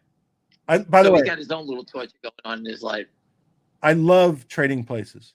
By the way, Trading Places is great. 22J Dog. I am with you. I can see. Yeah, that is great. That is probably my favorite Eddie Murphy movie. That one. I love it. It's a miracle. I can see. I love it. And in the end, we only wish that was Virtue and Citadel, right? I love it in it when he breaks the third wall or fourth wall, and the two brothers are teaching him about orange juice and bacon, things you can find in your average American breakfast. And Eddie Murphy looks up at the camera like, who are these guys? The Duke brothers. The Duke brothers. Yeah, the Dukes. Yeah, that was great. That was very enjoyable. Very satisfying. If only that could happen in real life, right? Wouldn't we want to see the shorts get like publicly trashed like that? Oh, it'd be amazing. Well, it has happened. It's happened in GameStop, and I just try to tell everyone again. Look how fast they remove it from the press. These are earthquakes that happened in the marketplace when GameStop went, AMC, and all these stocks squeezed. It was in the newspapers, naked short. Now it's completely gone. They don't even talk about it anymore. Unsettled trades is off the newspapers. That's what Pat Burns is going to bring. It's going to put it right back on the headlines. It's going to be brutal. Trust me, I know the guy. I I will be don't there know. the day Trump wins. I will have a folder. Finger motion will be at the top of the heap. And I wish I could have done it with GTI, but the CEO has fucked us by not doing a deal. I don't know if you saw this, but Busy Brands is here, and he's naked. Yeah, busy. He's naked in honor of Naked Shorting Day. I can't see. I'm sitting in the backyard. Busy is on if you want to say something to him about his Busy, you know, Busy, I just want to say thank you for the slide presentations. We put it on the truck. Richard, I hope you saw the photos. I did. I enjoyed I it. showed the people at the pickleball court, and they can't believe that the people's faces in front of the SEC. I showed it to a friend of mine who went to college for 5 years, and Jail? he can't believe. I said college, William. You can turn it the way you want. 45-year-old men don't go to college for 5 years at that age. They're doing something else, right? I can't believe that they can't- Trump spoke about MMTLP directly. I was really impressed by that. Are you kidding? I saw the Oh, the photo picture. on- The picture. I saw the photo on Twitter. I said we have to have this for the slide, so I put it up there for it. And I reached out to Mark Bazile to get a quote from him. He wasn't allowed to say anything, but he gave me the wording, and I put it up there about TradeStation. And again, I know people live in D.C. Everyone tells me. My friend used to live near the Capitol building, and she told me that there's eyes everywhere in D.C. So that truck being parked in front of the SEC for hours, either they know who we are, or we're going to be arrested for being terrorists. So They used to they say if you were going to carry on an affair in D.C., it's not smart that you would get caught because it is a small town that way. Everybody sees everything. Everybody knows So everything. everyone at the SEC knows the truck. They know what we're fighting for. And it's just amazing that there's people walking around. And our friend named after the famous painter told me his father-in-law is an SEC enforcement guy. And he says that the SEC is 100% sees what we're doing, and they keep it up because we're leading them. We're doing the investigative work for them, is what he said. Are you talking about Benny Van Gogh? Yeah. Yes. I'm talking about Michelangelo. Michelangelo, okay. So, I mean, saying that he told me his father-in-law is an SEC enforcement, and that they are 100% using what we're saying as an investigation tool, and he thinks that we should keep it up, and that's why we did it again. And I hear his statue of David is really impressive too. It's just missing the thing that the girls like to look at. Like the pole vaulter. Everyone talks about the pole vaulter. Yes. I always tell everybody that was my pole vaulter is my nephew. See if I get any action off of that. that always I thought was a really difficult event because you had to be a sprinter, plus you had to be super strong to get over the bar. God, they're like a gymnast. Yeah. Sprinter, gymnast, and hold yourself up. And yeah, that's really difficult. I like really watching the women pole vaulters much more than the men. Yeah, I agree with you. Well, listen, gentlemen, I'm going to leave you on this note. I have to take my son to a party, but please watch ping pong. If you want to go on YouTube and watch the ping pong, the highlights of the ping pong matches. It is so crazy. Everyone in this world has played ping pong at that's not ping pong. That's not ping pong that we see. That's like a different game. It's tennis on a little table. Yeah, the table's almost irrelevant. It's just remarkable, and it's so fast, and it's just amazing that it really doesn't get the coverage. But everyone in the whole world has played ping pong. If they just took a few minutes to watch it, it would be amazing. And I think that the sport would just take off from people watching it. I think it's amazing. Anyway, listen, people, thank you. Have a great weekend. Richard, I'm glad I touched base with you. And thanks for the updates as always. Thanks for stopping William, by. Have a great time at the party. Have a great time at the party. Enjoy. I'm the driver. That's it. All right, bye. You're welcome to stay, Richard, for a while. I have about like 5 minutes. Sure. However long you want. I know there's like talk about people are talking about Gensler and how to get rid of him. You know, I think if there's administration change that he'll get terminated.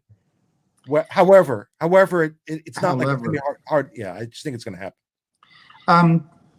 I don't know if you studied it. Yesterday, I did talk about what I saw in MMAT, and I don't know if your thoughts are there on it, but what struck me is they went directly to Chapter 7. Yeah. And so, well, they had been selling assets over the past few months.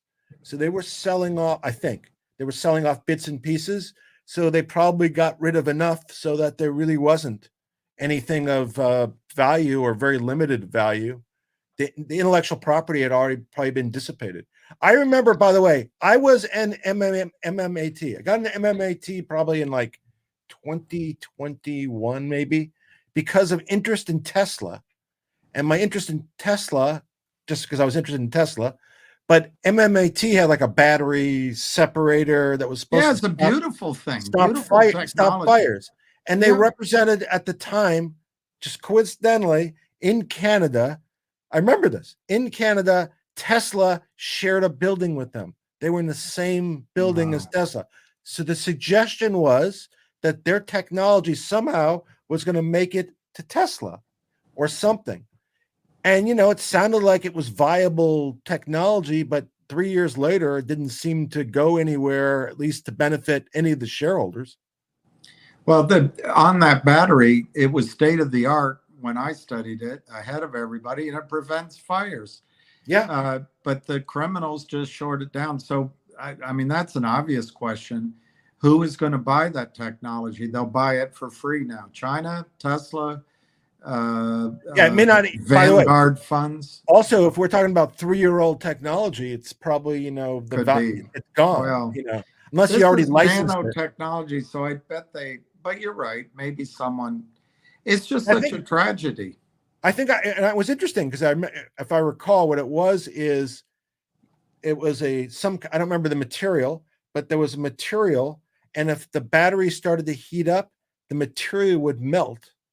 And it was like a membrane that's so it would block a fire from starting. That's kind of how it would work. Yeah, it's brilliant. And it is, because obviously battery fires are difficult once they get started. They're hard to put whatever that technology, the company's destroyed by the criminals, and then maybe China buys it, or maybe somebody could sell it inside, right? Somebody could be inside, they could do a backdoor deal, and and they get a big piece invest anyway. That's a different story. But the point is, like, you know, investor of mine. But the point is, because we don't know, we're just kind of speculating. But the point is, for somebody to pursue that, it would cost them a lot of money, right? So for most occasions, nobody's going to probably pursue it. So you could take that course of action. You could be whatever, and probably have no ramifications. It's only very rare where it happens that you get contested. That's what I don't know how GTI is going to turn out, but that's kind of, to me, an example. Things will go on as normal until somebody says no. And it's not just no. Nobody does it voluntarily. It's hell no. No. Get the Duke brothers. I agree. Yeah. Get the Duke brothers. Do you know where the Duke brothers went to school? Let me guess, Duke. North Carolina State. It's surprising.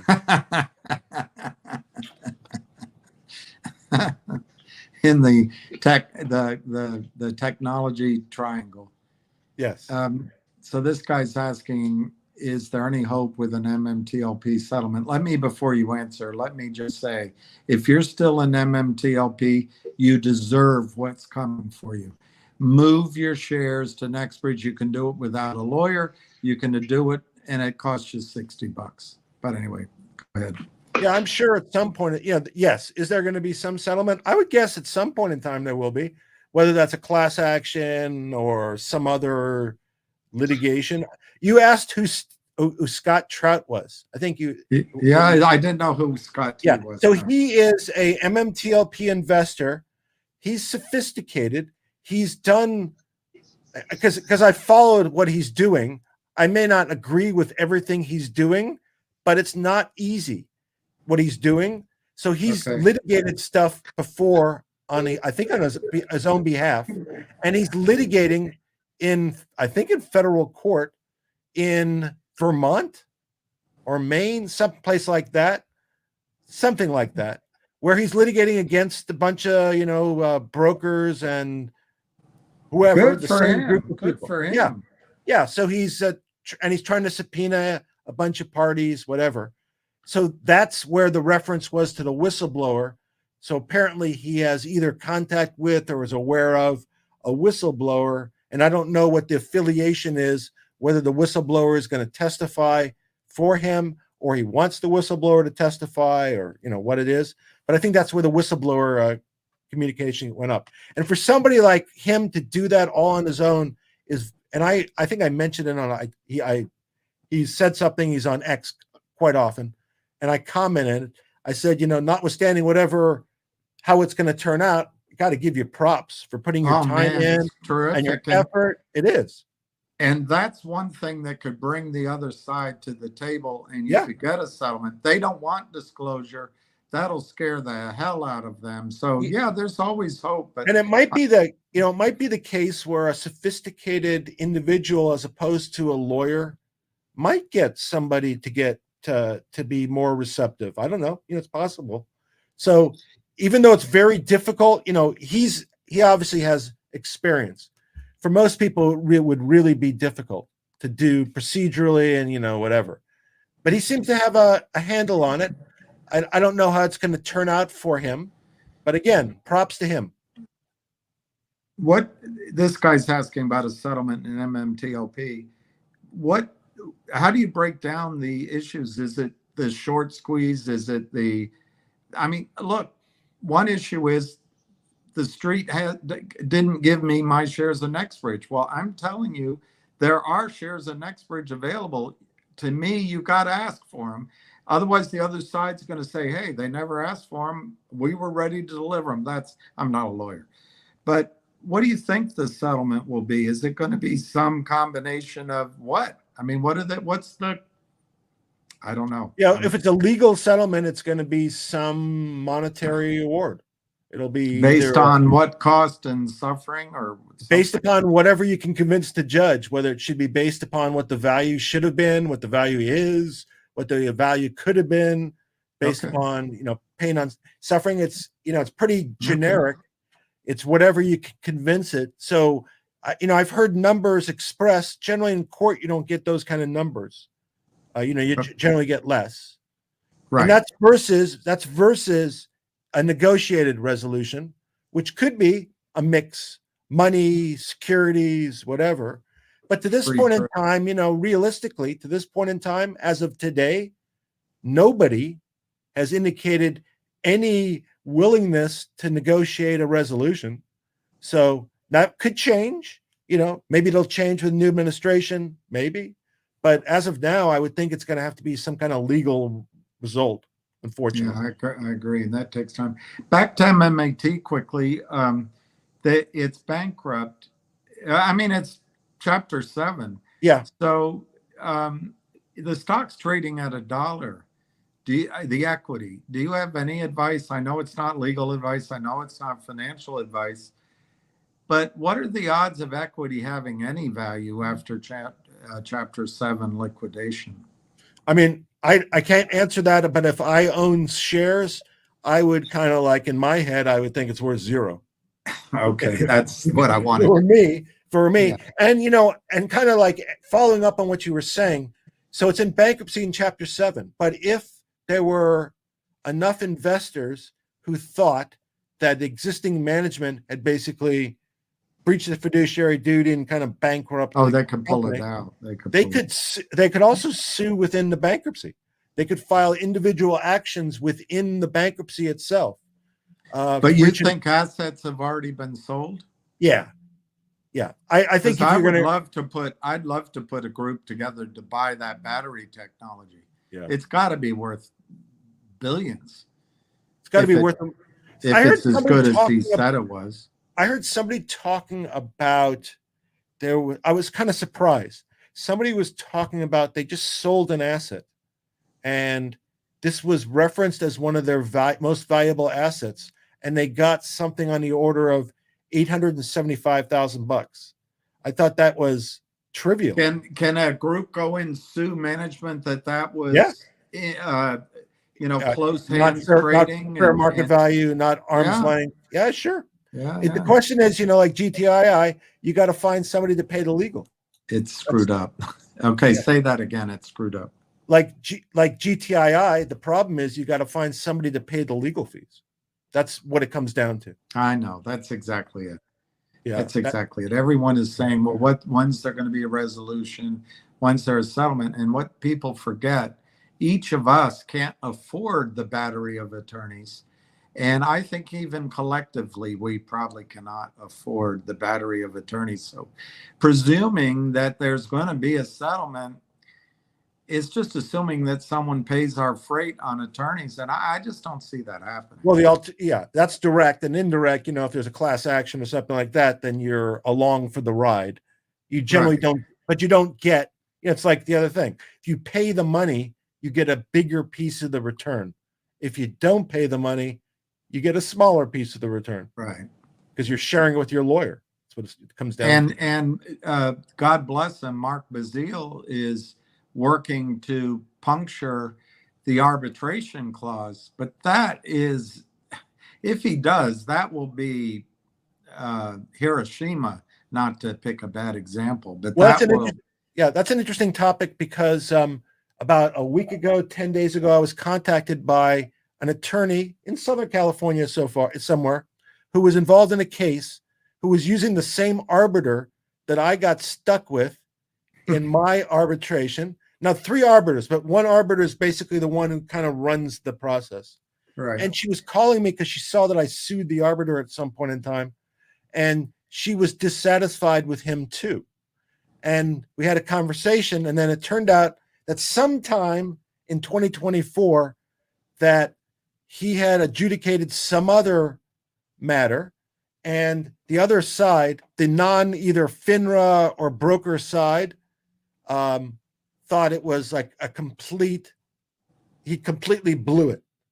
They filed a motion to vacate his award. The judge said, and this is not disclosed, by the way, so I don't know about this until this person tells me after the fact. The judge says, you screwed this up, so I'm going to vacate the award.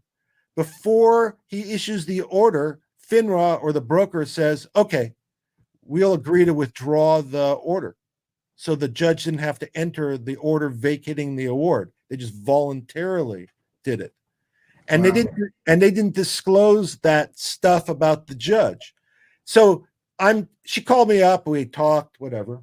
And I'm waiting for her to call me back. And in the discussion, she says that, why would this guy have any interest in ruling in favor of my client? It was an individual. Because Fidelity is the guy who's going to hire him endlessly. And this is where he's making his money. Exactly. Yeah, so, it's a total conflict of interest.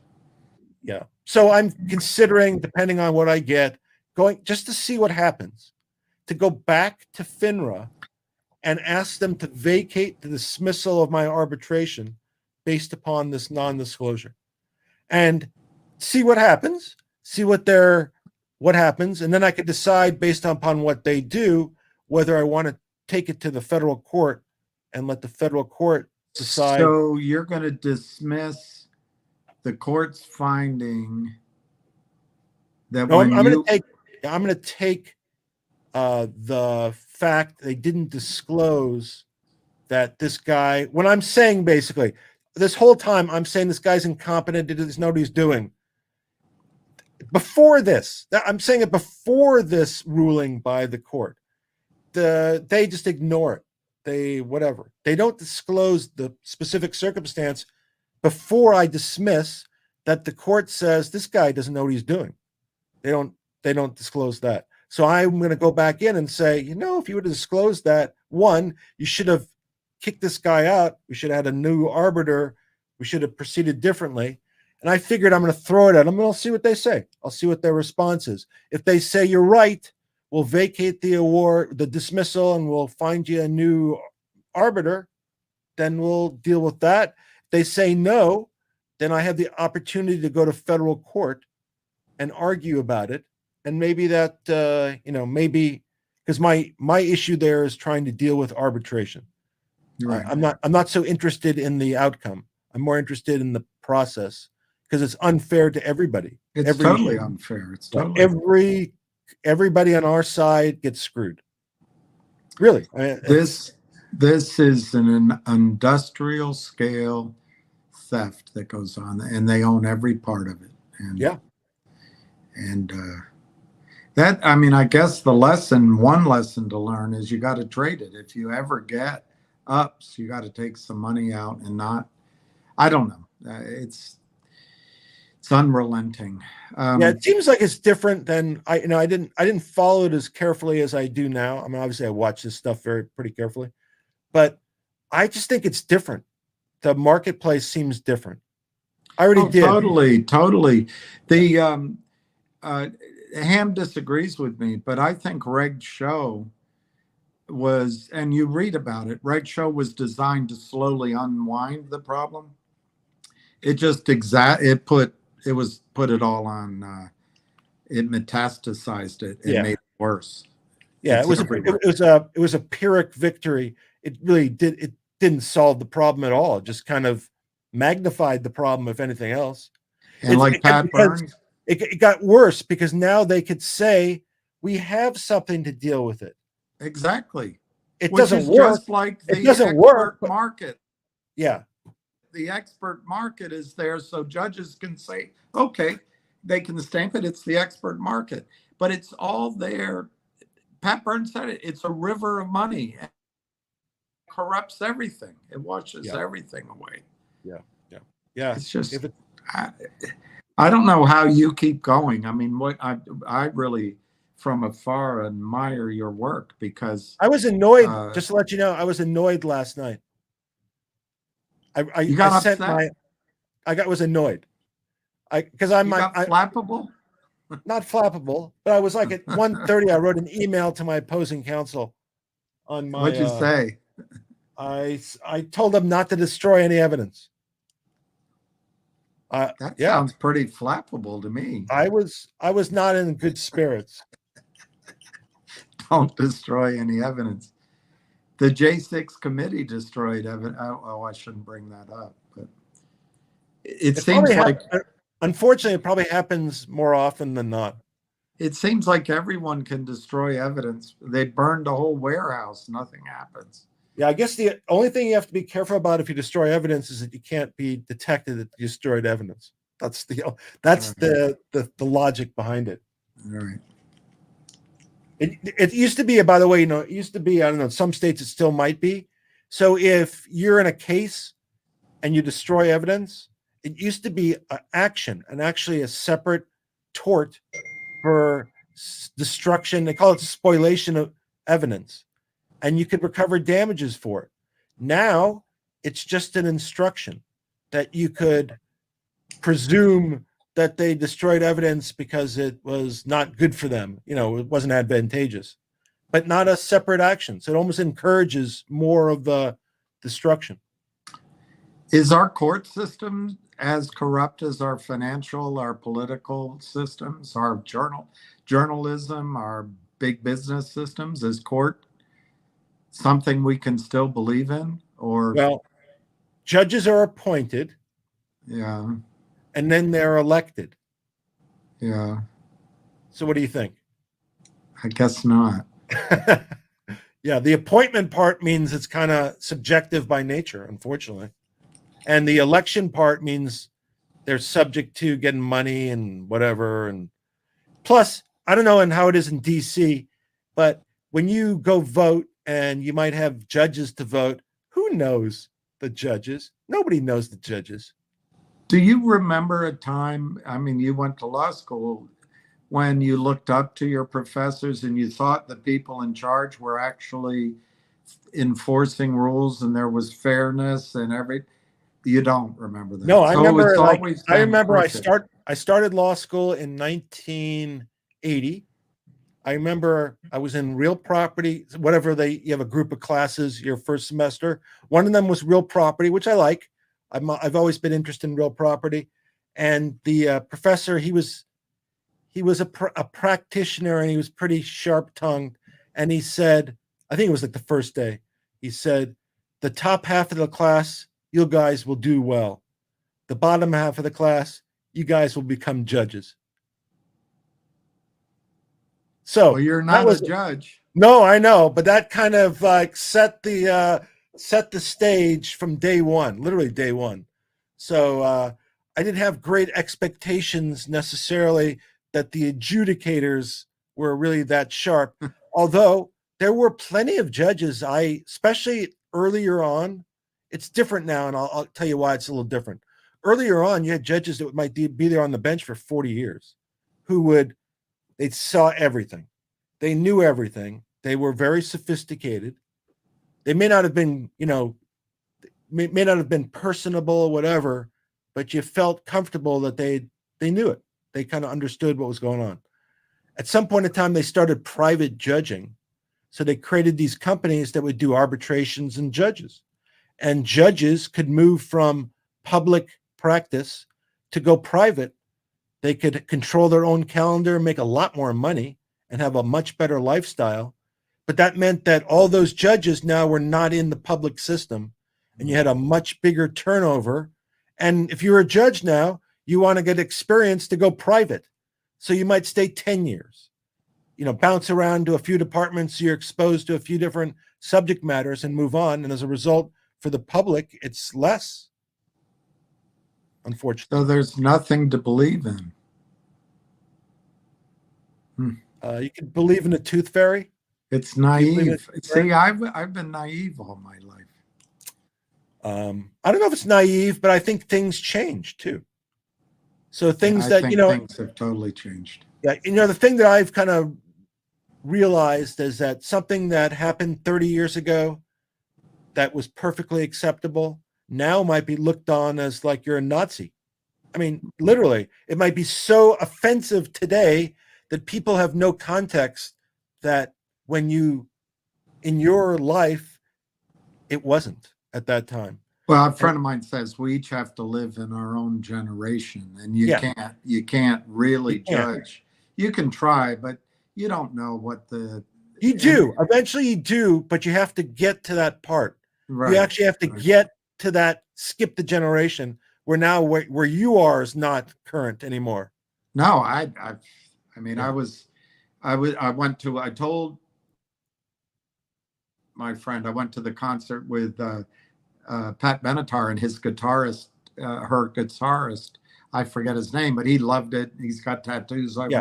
But what I noticed about the words Neil Girardo. of their songs, Neil Girardo. Neil Girardo, that's it. Yeah. The words of their songs sounded like Bruce Springsteen. Really, I was like, wow. Because I had never really listened to her that much, and that's a whole era that's gone. Bruce Springsteen is still great. I love to hear his music, but that kind of thought process in songs, it's not there anymore. Plus, rock and roll is kind of dead. Rock and roll is dead. Right? And that I bet you if you said that to somebody like in the 70s or 80s, it would be hard for them to comprehend. But it's certainly not mainstream music anymore. No, and classic rock is the same crap songs over and over again. There's some good music out there, but mostly the music, for a while there, the music was written by two guys out of Sweden or somewhere, all the music everywhere.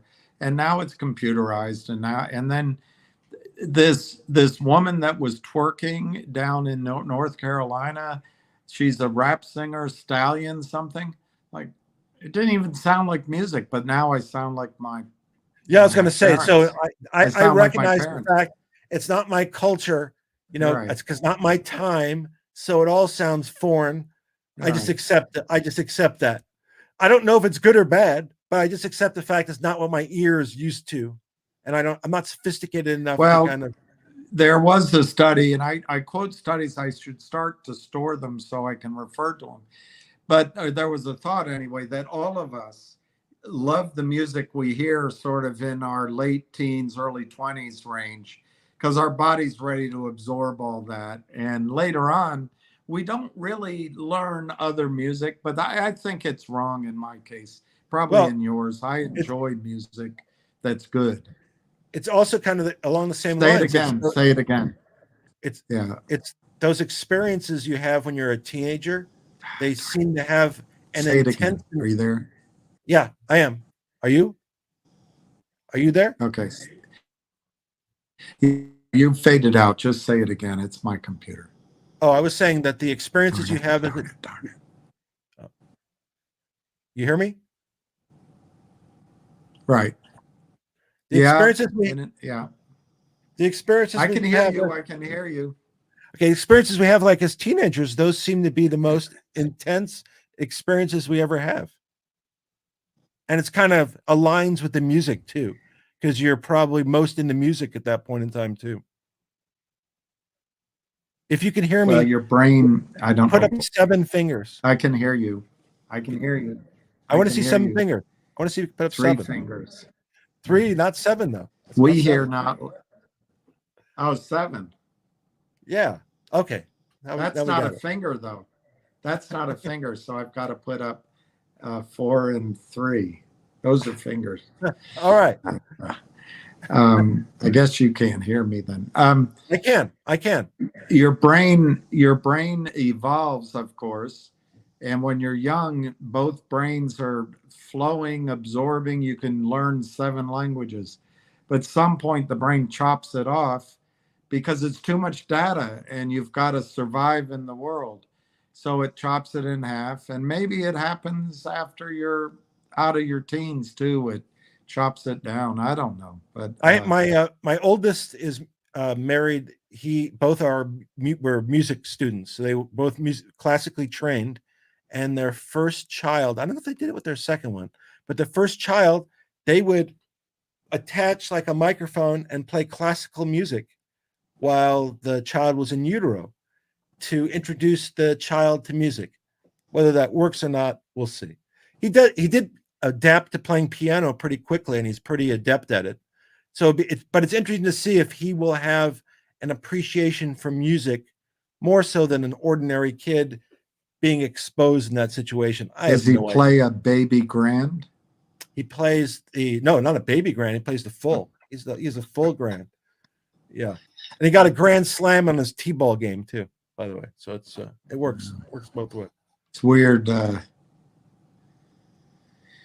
That's weird looking back. Life is different. It's going to be, they live a different life than we did. Well, it's not only that, the part is that, and again, there's no way of realizing this until you're kind of on our side of things, is the pace, how fast that thing goes, how fast the clock moves is really amazing. And, it moves, as you know, the same pace all along. I know. And when you're going through it and you're 18 and no one talks to you, or you're 24 and you thought you were going to get married and she's now off with it leads into a year of or your business decisions seem to have the weight of the world. Yeah. But you look back on it and it's all a blur. You don't remember any of it. My dad, I worked, I trained and worked at Merrill Lynch. I just found out about one of the people I worked with now is a huge producer and all that. But I remember at Merrill, I didn't go visit my dad in Papua New Guinea when he was posted there, because if I left, I would lose my standing in my competition with my class. I should have gone, and it's gone. And my friend was in Brazil as ambassador. He invited me. I never, it's just weird. Yeah, I know there's all kinds of, unfortunately, everybody has regrets, right? That's the nature of things. Well, I try to fight because I told myself I wasn't going to have regrets. But listening to you, the biggest regret I have is I didn't have children, regardless of marriage working out or not, or maybe I just had an affair, but I didn't have children. It's my biggest regret. But otherwise, That's my. I was not like I probably would have had kids, but I was not super motivated to have kids, and that's like by far my greatest accomplishment is my children. I think of them as that's my number one. So it's a great gift. It's a great gift too. Luckily, my wife encouraged me to have children. We had kids young, so our first kid, well, relatively young, like 24, 25, somewhere in there. But yeah, I'm happy about that. But it's amazing though. A fleeting time moves, and again, a day at certain times is not a day. It really moves fast, and a year just flies. And then again, when you're younger, you're looking forward, and in fact, you're almost like encouraging the pace of time to move faster. Yeah. You know what I mean? And then eventually you figure it out. Eventually you see it. You get to a part. Anyway, you were saying? What's odd is when you're younger, you're moving toward your goals, which is normal, and you're trying to achieve. In my case, a lot of it got knocked down, and I'm like, why did I work for that anyway? But you're moving for it. Now, as you're working, you wonder why my goals have to be different, because that doesn't make any sense anymore, but you're still driven. It's a shift in concept. And I think one of the reasons you're giving back so hard right now, I'm guessing, I don't know, but this is, a role for a man is to provide, protect, lead. I think lead is one. And then the final one is to mentor. And I think that's what you're trying to do, is maybe not mentor, but to give something back to help people with what your knowledge. And I think that's what I'm doing too. But it's just a different time of life. I don't want to go play bocce ball, although I have to admit it might be fun, but the difference between your active. I don't know if it's the same for you. The difference between my head at 25 and my head at 65 is not 40 years. No. The difference between my body at 25 and 65, it might be more than 40 years. But it's really interesting because in your head, at least I'm presuming I'm not unique in this respect. You don't perceive the change in time. You just don't. You don't. And that's really fascinating. It really is fascinating to me that we just don't grasp that. Maybe there are people that do. I don't know. I learned it a little while ago. And I say it sounds egotistical, but it's not the message I'm trying to give. I learned that I used to have something vis-a-vis women, because now it's not now, but a few years ago, completely gone. But your eyes don't know that. Your feelings, you still feel like you can maybe meet somebody, but it's gone. I know that's a bad example. I can't play. My stepmother said it best after my dad died, and she was asking about me as if she really cared. I think she cared. But she said, Billy, you age out of some things, and that's all it is. You age out of things. Yeah. But my eyes, I think my brain, my other things, emotions, I bet I hope you haven't had to deal with it, but people don't realize when you're older, you can cry and you can hurt and you can be devastated by something. They figure that you're older and you should be able to handle it. I have the same emotions that I had before. I have the same limitations and insecurities I used to have. I don't know. It's weird. Yeah. And then you wonder why, more than ever, you wonder, why are we here? When you're young, you got so much going on, you don't think about it. But I wonder that. It's a whole the way I used to perceive age, and this was a long time ago, but maybe I was in my 30s or 40s, and I'd go to a college campus or to a high school campus, and I'd see like a 20-year-old, they'd look like they were 5. They'd look like they were 5 years old to me. And then I would understand. That's the physical part. That's the physical part. The physical part you can see. But the internal part is really amazing. Really. It really is amazing how it fools you and keeps you in kind of a different life cycle you got going in here versus out here. It's really, I think, fascinating. And it may be that our whole purpose is to try to change that stuff in there or in here that limits you. I don't know. And the hardest thing is the pointlessness of it. I mean, what do I have left? Hopefully I live a long time, but then you start drooping, and even Clint Eastwood looks like I don't know. It's just, unfortunately, an 80-year-old guy looks like an 80-year-old guy. Yeah. Right. But it's going to your point that was optimistic. I think you were saying you get to enjoy life a little better now. Number one, you realize no one's watching you. No one's paying attention. No one's scoring. And you can maybe enjoy being with whom you want to be with. I'm lucky, and without being corny, I think it's something God gave me. Come sort of 2 weeks from now, roughly 10 days, 5 years I haven't had a drink, and I don't want one. I don't care. So I don't need to go sit in a bar or go to a dinner and have a bottle of wine. I don't care anymore. I'm lucky. I consider myself very lucky for that. Good for you. Because it gives time and everything. This fight we're in has been difficult for me, and I think it has been for you. Yep. I watch you and I make the joke. I find you unflappable.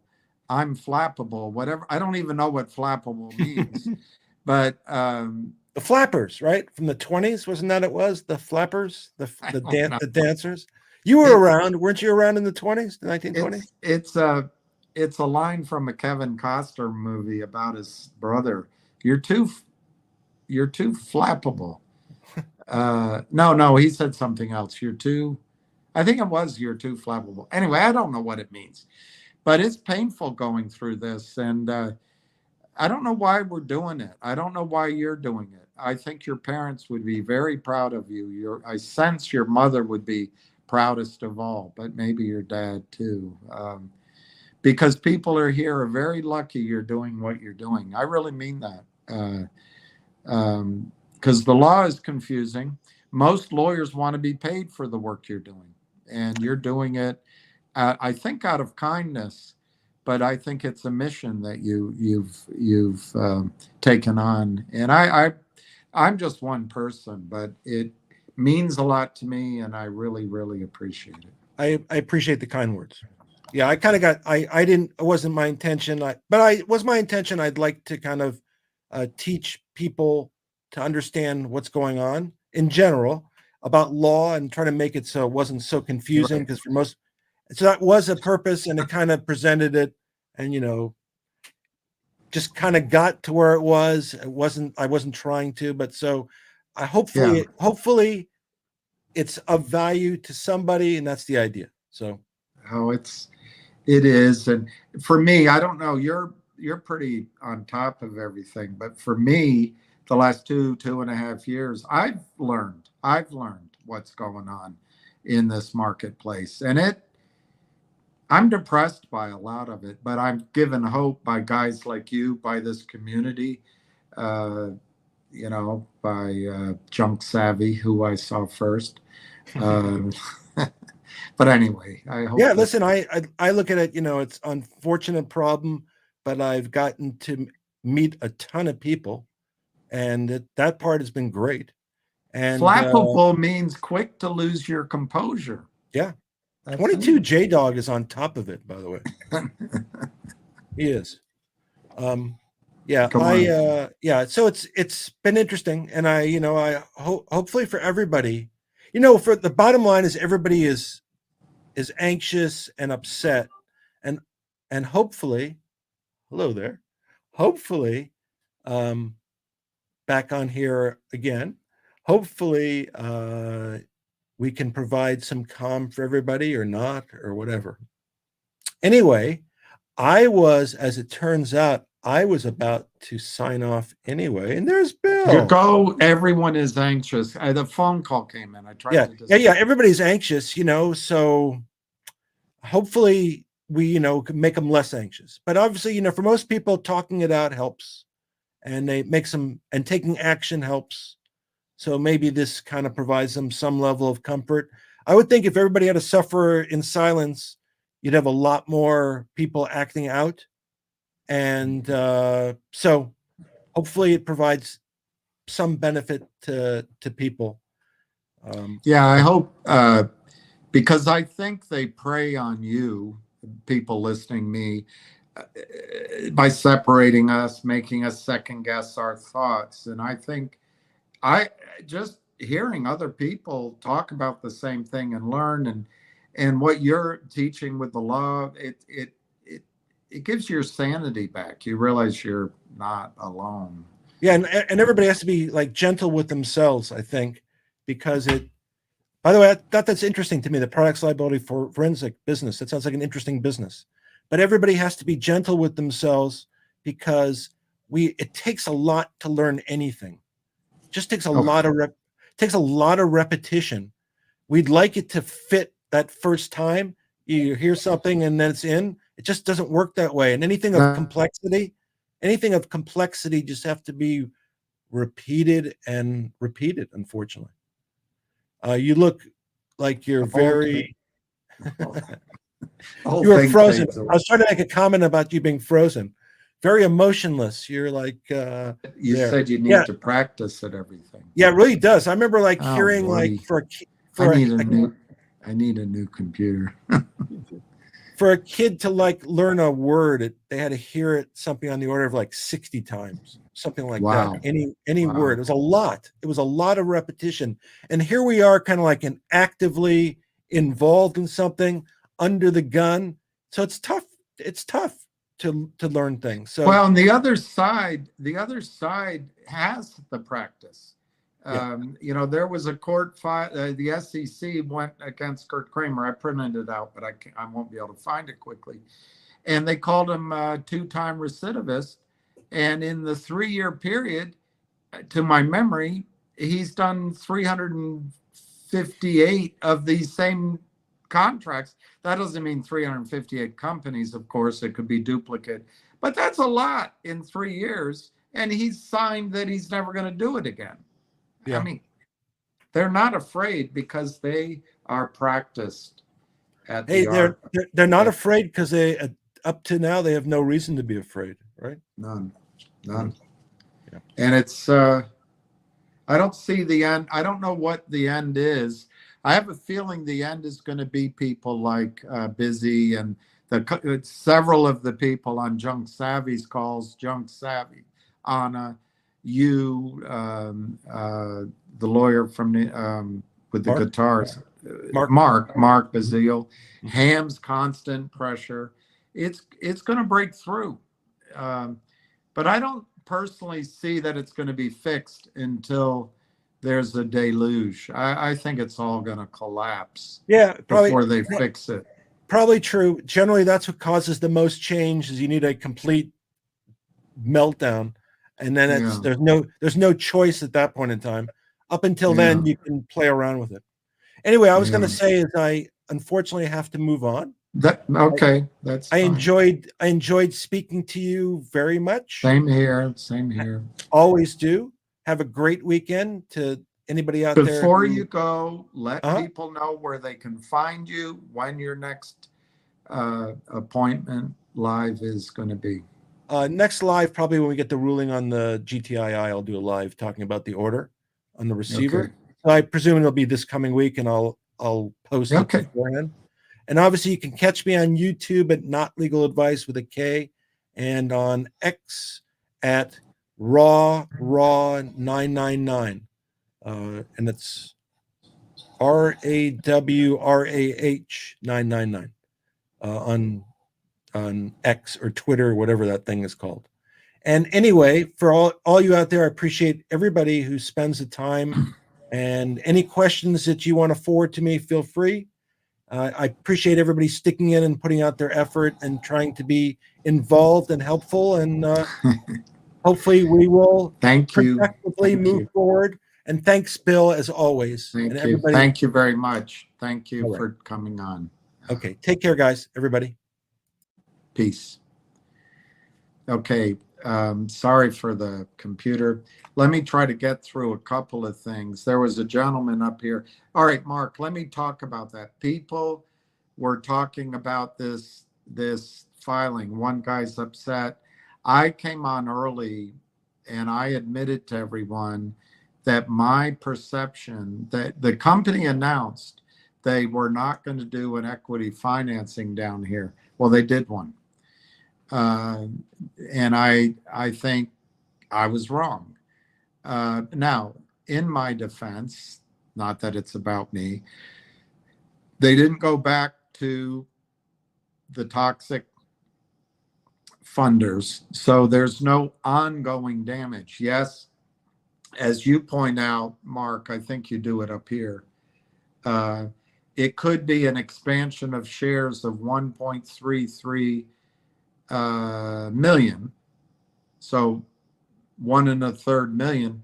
Had they raised money, let's say at 3, 4, 5, maybe they only would have issued, I don't know, let's call it 333,000. So maybe the net effect is a dilution of 1 million shares that we don't like. But, and I admit that I misread those signals, but I was going by the press release. They don't tell me. Now, what matters most is how are the proceeds used? One guy up there talks about consultants. I have no idea. You'll have to go call the company. I have no idea, but I do know they have IR guys. They have people that get them into China. They have, I don't know. I just don't know. But they, the real use of the proceeds, as I understand it, is to finance this contract. Now, none of you listening, particularly the boo birds, are as excited by the contract, which states all vehicles for all of China. To me, I'm excited by that, but nobody else is. I think if I'm right, the good news will catch up. So that to the extent that the monies they raise keeps them from Jeff Easton, keeps them growing, I'm all for it. It doesn't mean they won't do a debt deal. It doesn't mean there won't be the stock going up. Now, when you read the filing, it's dated. It was filed on the 9th. It's dated the 5th, and it's, to my memory, I just read it 2 hours ago, but to my memory, they only raised around $400,000 so far, or they issued 377,000 shares. Anyway, they've only done part of the deal. So that means to me, if you're interested, you could probably call the company and participate if you're an accredited investor. The other thing is, Ham got it wrong. He said they paid anywhere. It's clear in the filing that everybody's paying $1.50. It may already be finished. They may have already raised all that they're going to raise. I don't know. It's not clear from what is filed.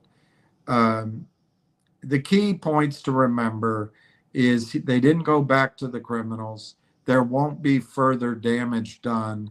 And hey, a growing company needs to raise money from time to time. This is what the criminals try to do, to destroy the stock price.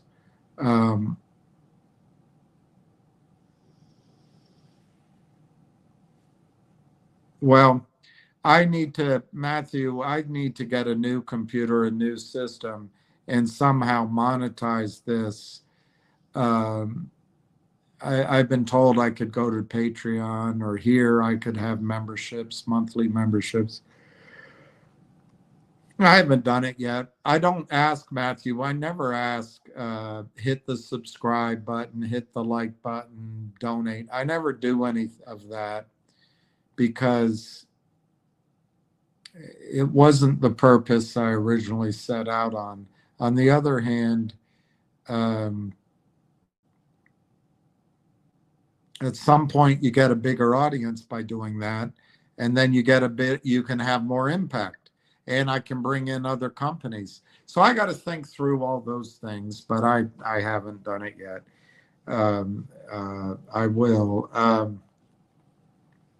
Now, I just want to, the gentleman up top, someone said, I'm trying to remember his name. And unfortunately, now that I'm using this computer, not that one, it's hard to scroll. Well, maybe not.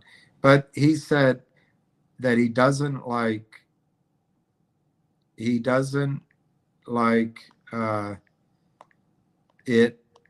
like to lose his joy.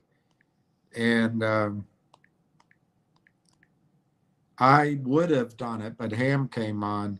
I want to tell you, Lucinda Williams has a song about joy. I'm not going to play it, but to the gentleman who said that he doesn't like anyone taking or anything taking away his joy, Lucinda Williams is a singer that I very much like out of New Orleans. And it's been a long time since I listened to her, but she had a song called Joy. And it says, I don't want you anymore because you took my joy. I don't want you anymore. You took my joy. You took my joy. I want it back. You took my joy. I want it back. I'm going to go to Memphis and look for my joy. Going to go to Memphis and look for my joy. Maybe in West Memphis, I'll find my joy. Maybe in West Memphis, I'll find my joy. The song's actually good, but it's repetitive when you're reading it out. I'm going to go to Slidell and look for my joy. Going to go to Slidell. I'll skip some of this. You got no right to take my joy. I want it back. You got no right to take my joy. I want it back. You took my joy. I want it back. I'm going to skip some of it because it's very repetitive. But anyway, that's it. That's Lucinda Williams on joy. It's 3:19, and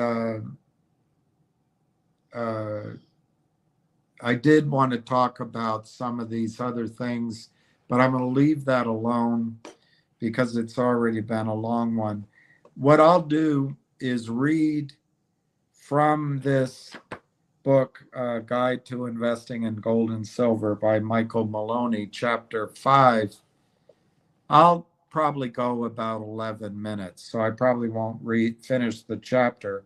But this is Bretton Woods, and what I'm trying to get across to you is this dollar-based system, which we've had and we've become accustomed to, is going to change. And I don't believe, because it's in the headlines, that it's going to change overnight. I believe we're going to go to war first. I also think the banks and the financial systems have ways maybe to take down our competitors. One of them is Russia. We're going to go after Russia's resources. We're going to go at, I think it's complete mental insanity, but it looks like we're going to do that. We're backing a kind of right-wingism in the Middle East, which could put us at loggerheads with the largest known sources of excess oil in the world, but we seem to be going down that path. Are we going to also poke China and Taiwan? I don't know, but it really seems like we will go to war before the London, New York, call it Chicago,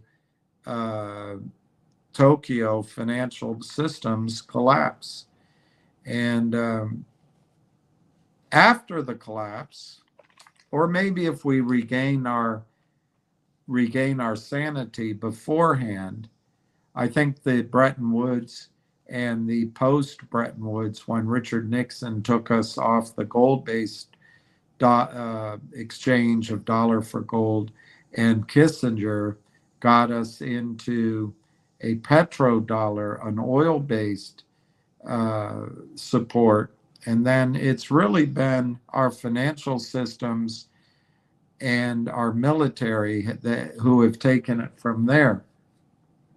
The greed built in to our financial systems has allowed our industry, our patents, our schools, our knowledge, our technologies, even our very idea of the United States of America, our hope, to leave and go offshore. Also, a few white men, they're all white men at the top, can continue to get rich beyond the dreams of even Caesar or a czar, which is named after Caesar, or whoever was first rich on this planet. It's amazing. But let me read about Bretton Woods. Bretton Woods. What got us out of the Depression wasn't the government spending and the work programs of the Roosevelt administration, nor was it even World War II, as most people think. No. What got us out of the Great Depression was the tremendous influx of gold from Europe. When the United States raised the price of gold by nearly 70% to $35 an ounce, prices of goods and services in the United States did not immediately jump by 70%. Remember, thanks to the Roosevelt administration, the dollar was devalued by over 40%. So the dollar's purchasing power overseas fell by 40%, slowing our imports dramatically. But countries buying from the United States now found that their currencies purchase 70% more of US stuff than it used to. Also, when a country fixes its currency to gold, it has to buy or sell as much gold as is offered or demanded to maintain the currency price. Suddenly, all of the gold mining companies around the world were selling their gold to one buyer, the United States government. They raised the price of gold. So this, plus a tremendous trade surplus, accounted for most of the gold inflows into the United States from 1934 to 1937. But in 1938, a new dimension was added.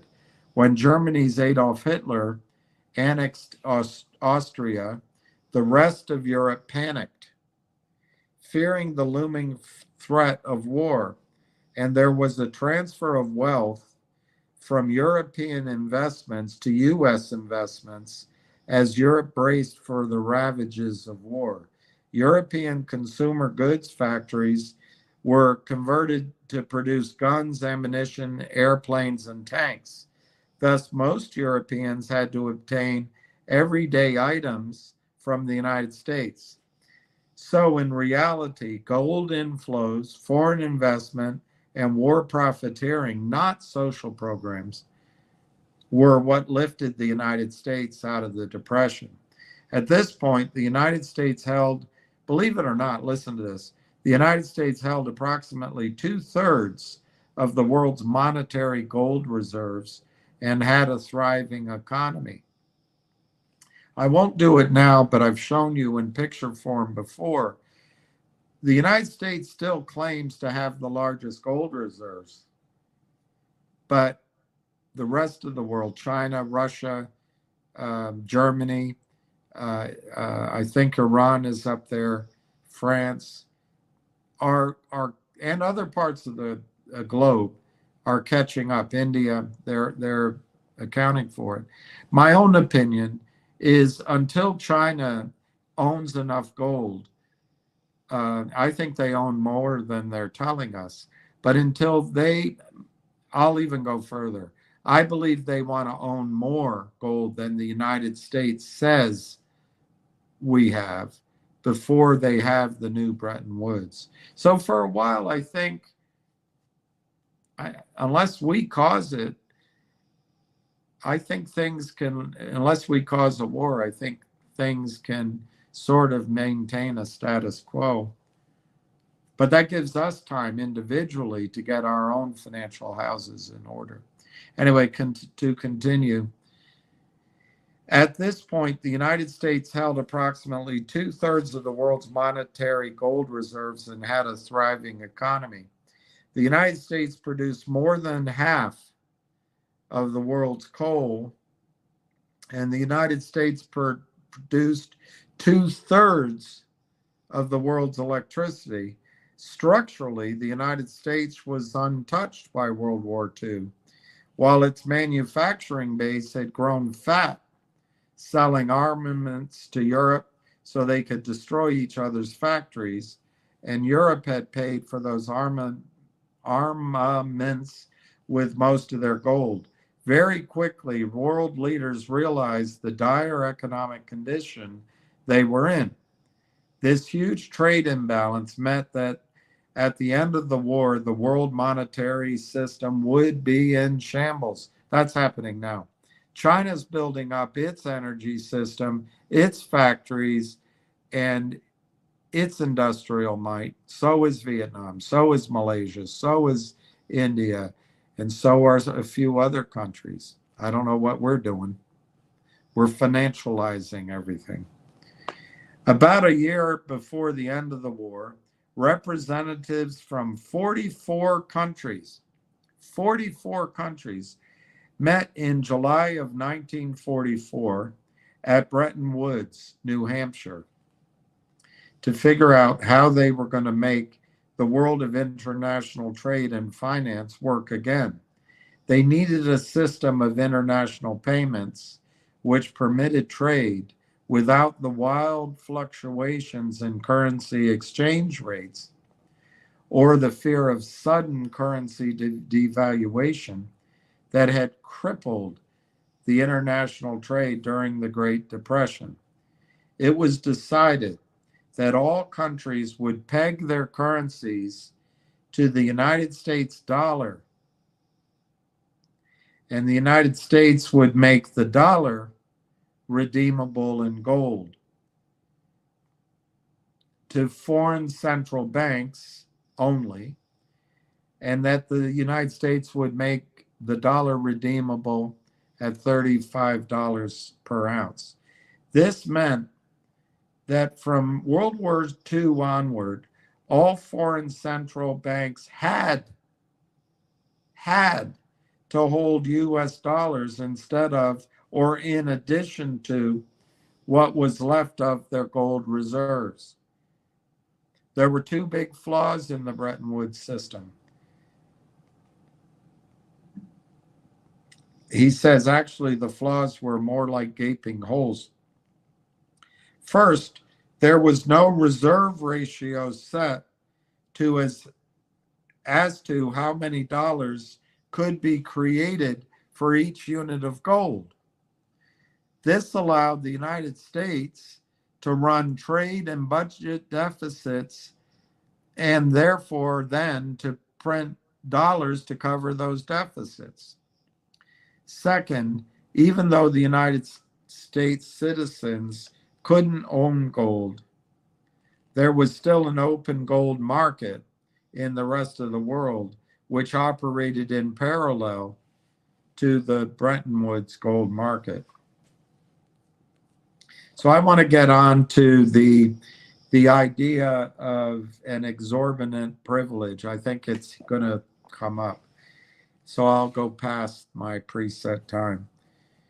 The Vietnam War was the first large war where the American public was not asked to make financial sacrifices outside of paying taxes.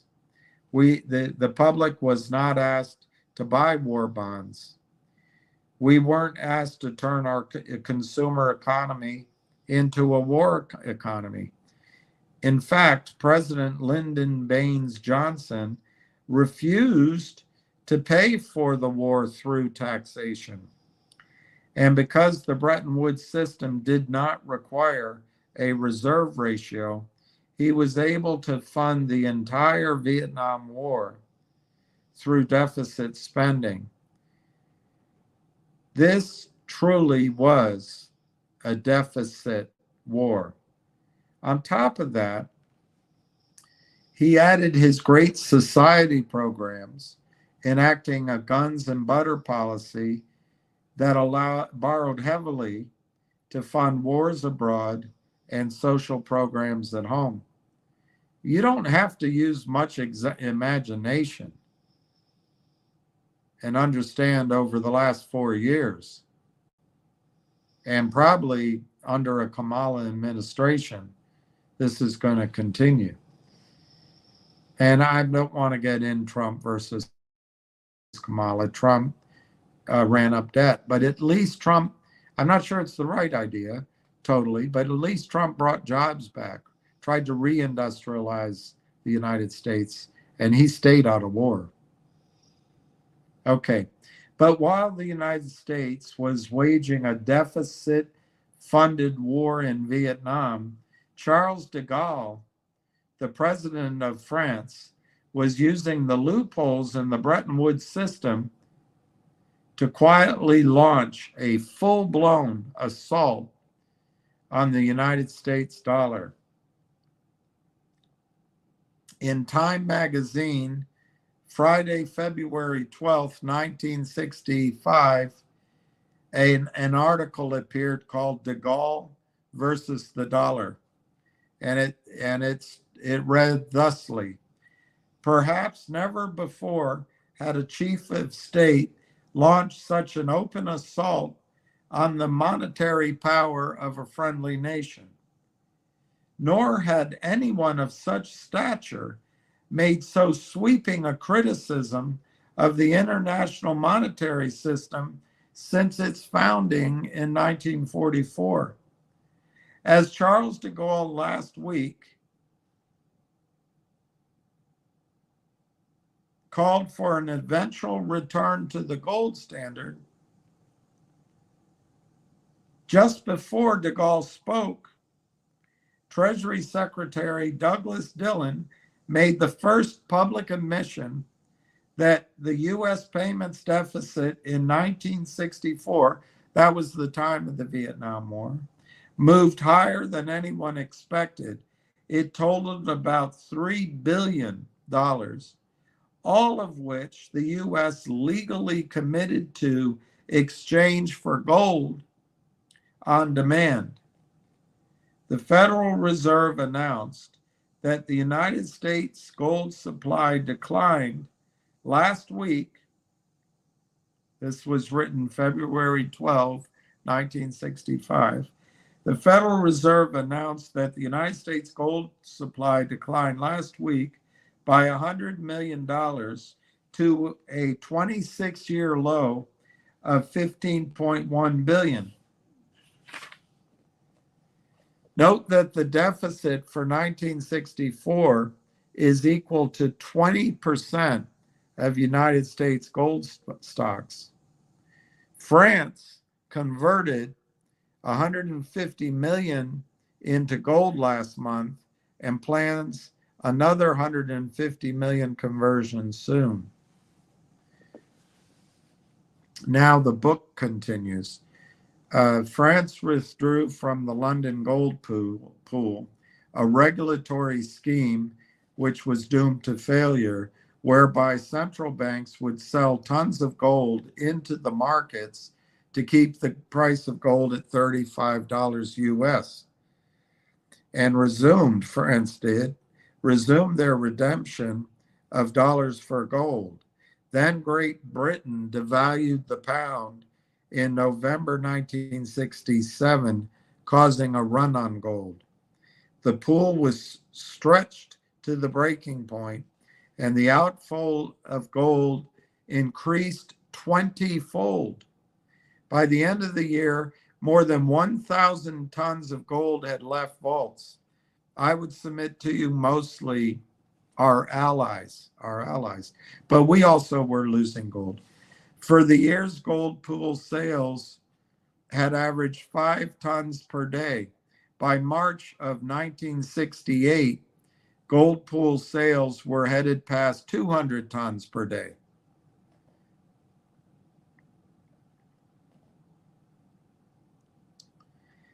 There's a chart, and it says you can clearly see the rampant currency creation through the mid to late 60s.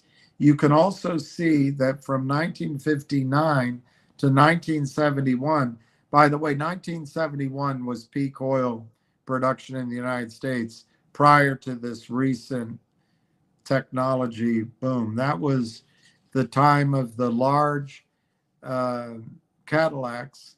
It was also the time of the fat Elvis Presley ordering fried peanut and jelly sandwiches from Denver flown to Memphis.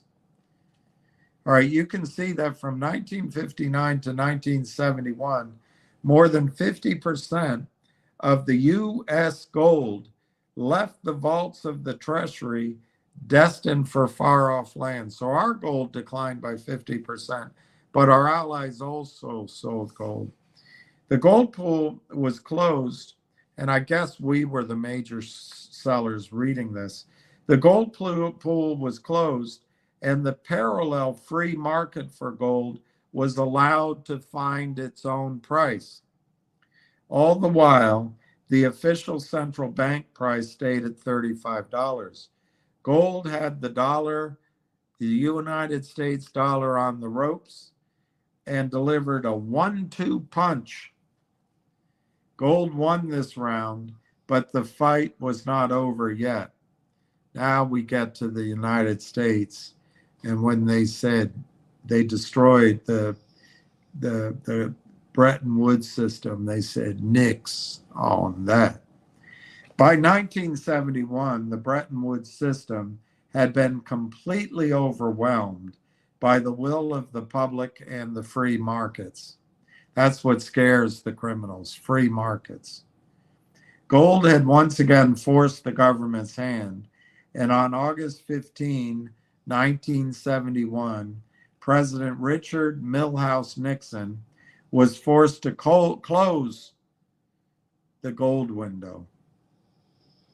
The US dollar was no longer convertible to gold, and all currencies became free floating. For the first time in United States history, the currency supply was entirely fiat. It was entirely paper with nothing backing it up. And since the Bretton Woods system had pegged all the world's currencies to gold vis-a-vis the dollar, all currencies on the planet became fiat currencies simultaneously. This was tantamount to the United States declaring bankruptcy. Gold had won this match, and it was now free to set its own price on the open market. This was August 15, 1971. At this point, most countries and central banks were now on a dollar standard, and were using dollars for international trade instead of gold.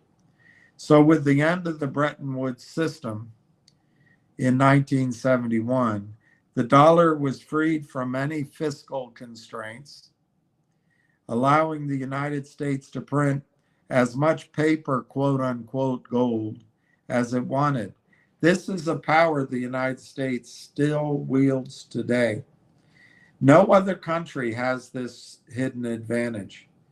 And now United States politicians seem to consider it their birthright. This book was written over a decade ago.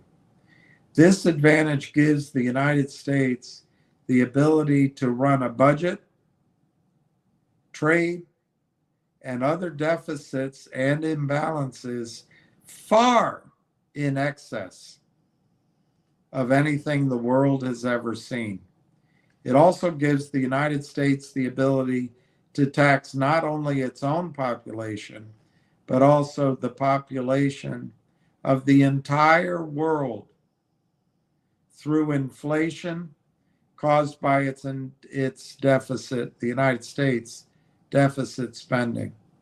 Inflation of a currency supply respects no borders. Therefore, every new dollar that is printed devalues all other dollars everywhere in the world.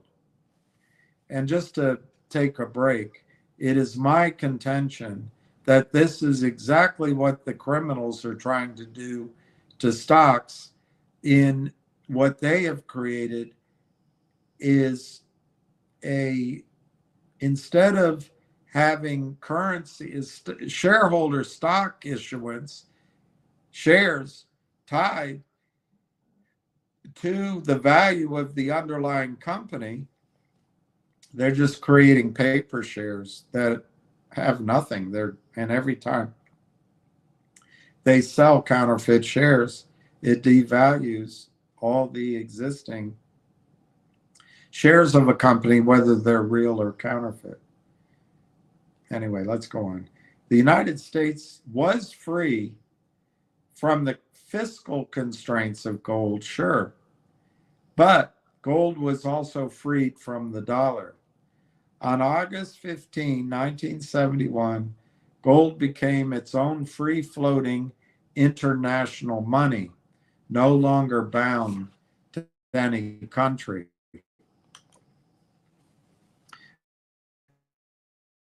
I guess I'll keep going. System. All the debt that was created in the 1960s, which is called monetary inflation, to fund the Vietnam War and the Great Society, came back with a vengeance in the form of price inflation in the 1970s. Remember, that wasn't Jimmy Carter. That was Richard Nixon and Gerald Ford. Coincidentally, on August 15, 1971, off. Thank you, Aaron. The U.S. took the United States off the gold standard.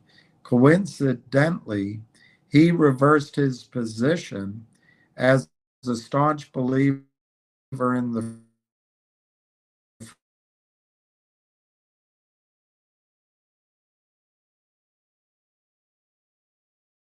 free market system. It was Richard Nixon who put the top on the pressure curve of inflation, not Jimmy Carter, Richard Nixon. He put in wage and price controls. It's not free market. And you can expect that to come in the United States of America again. Anyway, so he instituted wage and price controls, and history was once again repeating itself. Diocletian had committed the same folly centuries before as the Roman economy collapsed. Diocletian.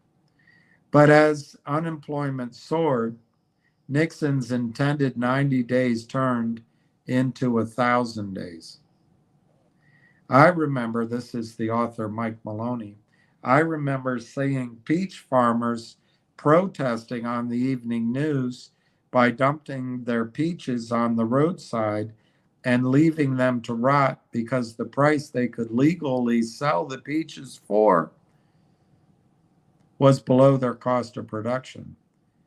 I remember listening to Walter Cronkite, and that's the last time the news was fair. Walter Cronkite's dry narration over images of dairy farmers pouring thousands of gallons of milk into empty fields and chicken farmers dumping thousands of live baby chicks into dumpsters until they were full. Shortages ensued and store shelves were bare. I see a lot of that now. They're killing chickens, farmland, beef, eggs, and the shelves are not full.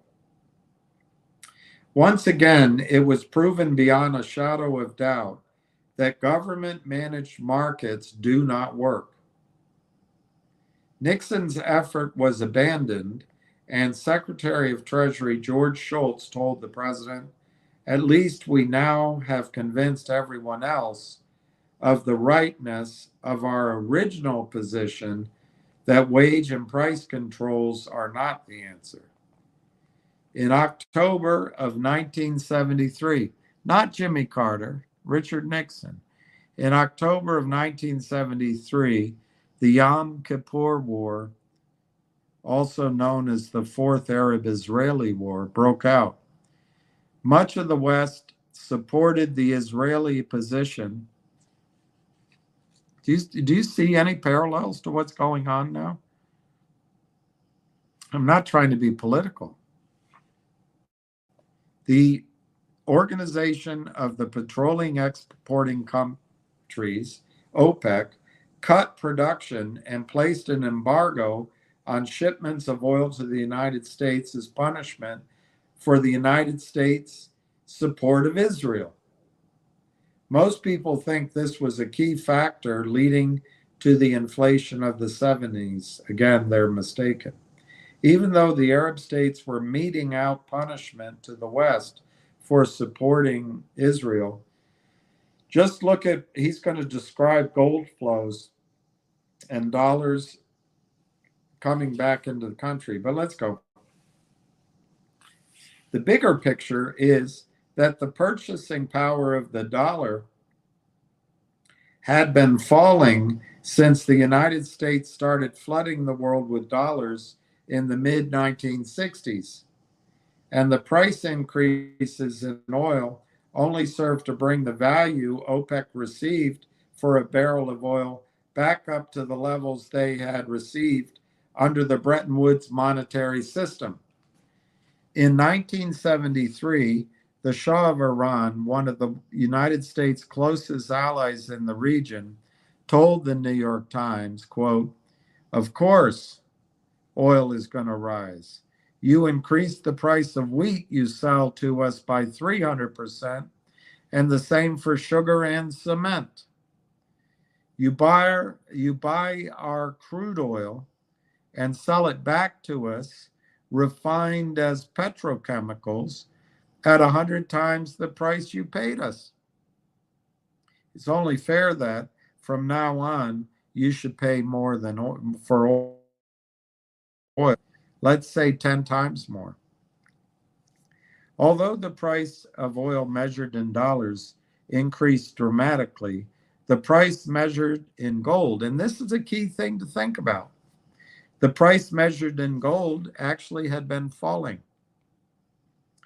The rising dollar price of oil back then, just as today, was only so that the producers of oil could recover the lost purchasing power of the dollar. But it was still illegal for Americans to own gold. Then finally in 1971, a serious movement to restore Americans' right to once again own gold emerged, led by a man named James Ulysses Blanchard III, who co-founded the National Committee to Legalize Gold. He held a press conference while brandishing illegal gold bars, publicly defying the federal authorities to throw him in jail. In 1973, he hired a biplane. It's a lot like our trucks. He hired a biplane to tow a, quote, legalized gold banner over President Nixon's inauguration ceremony. He worked tirelessly lobbying Congress to get bills introduced, and his reward came on December 31, 1974, when President Gerald Ford signed the bill that made it legal for U.S. citizens to once and again own gold.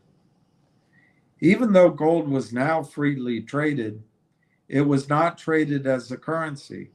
Instead, it was traded as a commodity, at least at first. People had been using paper currency for so long that most people had lost interest in gold and put their faith in paper. Gold started rising from $35 an ounce. Rabbit is rich, John Updike, almost immediately after gold left the dollar. But in 1971, anyone who said it could reach $50 per ounce was considered crazy. And anyone who said that $100 was possible was tied up and hauled away. But by 1974, gold had reached almost $200 an ounce. Then in late 1978, it broke the $200 barrier. 78 was when Jimmy Carter was president. It broke the $200 barrier, and something changed in the character of how gold was traded and how the public viewed it.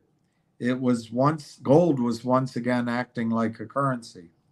In June of 1979, Time magazine ran an article entitled, quote, "Ingot we trust," unquote. In other words, in Gott we trust.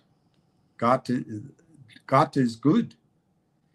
No, that is Gott. I don't know how to say it. But anyway, in Gott we trust, which said, quote, "Quick buck speculators," the same thing they accused us of, "long haul investors and just plain inflation scared savers have put so much money into gold that last week it ballooned to a record $277 an ounce.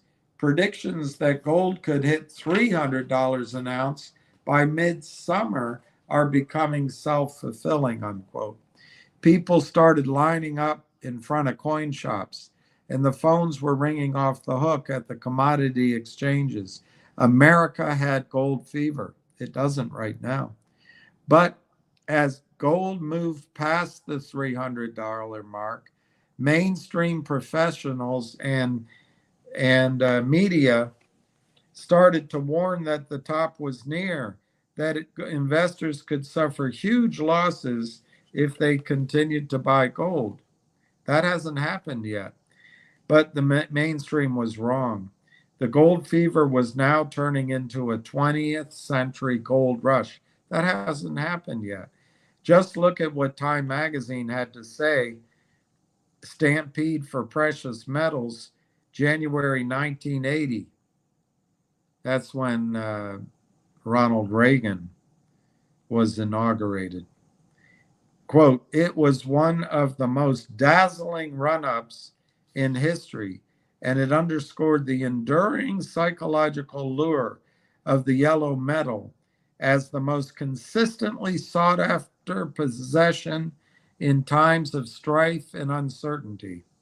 In cities throughout the United States and Europe, people buy by the thousands lined up. Sorry, my eyesight. People by the thousands lined up at jewelry and coin shops, lured by newspaper headlines of eye-popping new prices for gold and silver and even by our hourly news bulletins.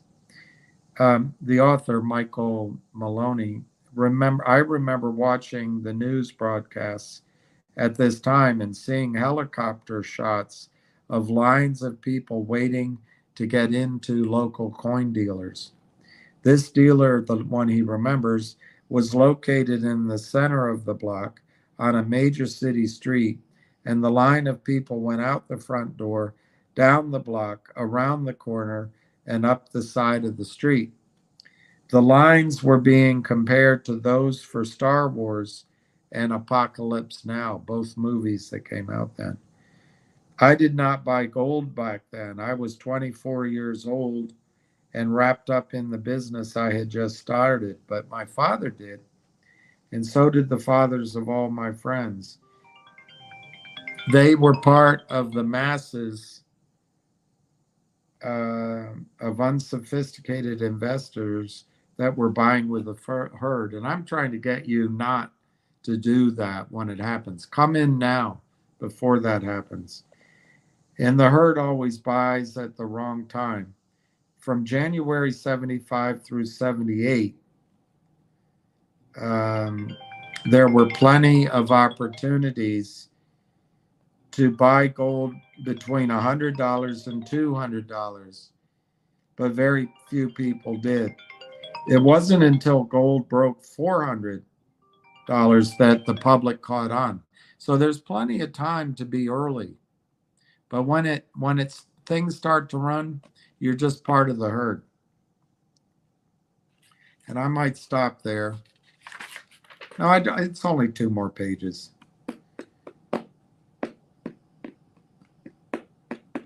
Yeah, I'll stop there because I'm starting to mispronounce words. It's 4 o'clock. I have to walk my dog. I meet my sister at 5 o'clock to go to dinner. So I'm going to stop there. I'll check some of the things you've said, and I'll move on, let you have your Saturday. Any comments on CAUD? I'll save them, but in general, I own it. In general, the Aubrey Advisors D-SPAC was a disaster. My own opinion is that Aubrey Advisors organized and engineered the theft on behalf of its investors of about $100 million to $150 million out of the markets. And I think that was Aubrey Advisors that did that. The destruction Aubrey Advisors caused has not yet recovered. The stock went as high as $38, and I'm not going to go through the explanation now, but the stock now trades at 60 cents or something like that. The CEO, I think, is honest. I think he's fair-minded. I think he's talented. He's putting together, I think, a tremendous agglomeration of companies and a great team. But he does not see that Aubrey Advisors are criminal, in my judgment, or their clients are, or Chadron Financial Services, or all three. He just can't see it. Now, are they going to win? Can collective audience win? Yes, because what I notice, RW, is that he's not taking on massive new toxic financings. Unfortunately, he has 2 members of Aubrey Advisors on his board, and he's doing at-the-money financings. He's got to stop this. But look, I don't think he's the one that engaged Aubrey Advisors. So he has to learn his lesson. He has to start recognizing that they're the problem. On the other hand, he's not taking much money out. He's not massively destroying the company. And I think, and I'm going to stop talking about it. I'll try to do a better video on collective audience. I think that he can build the company. I think he will not intentionally hurt shareholders. I don't see him doing that. But he's blind to what Aubrey Advisors, the theft that Aubrey Advisors set up either through incompetence or intention. The other thing, RWs, you got to look out for, and you can look it up, but I believe the lockup on our ability to sell the shares we got from the de-SPAC ends approximately September. Maybe it's October. So we got to deal with that. I hope they extend the lockup myself. But I'm optimistic on what the company can build. I really am. The problem is, will the company have 1 billion shares or 2 billion shares or 3 billion shares? Or can the CEO, Peter Boards, keep the number of shares at 100 million?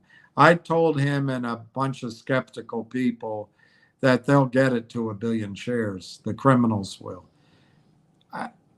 We'll try to fight it. We'll try to fight it. It is a huge market, RW. They're targeting an absolutely massive market, and they got the teams in place and they can do it.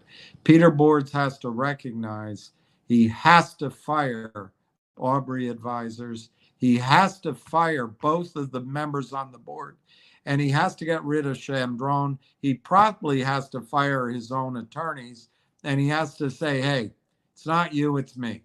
I can't trust you bastards. That's my opinion. We're going to go to a French restaurant in Old Town Alexandria. My sister and my stepmother, hopefully my brother might show up. It's a very nice restaurant in Old Town Alexandria.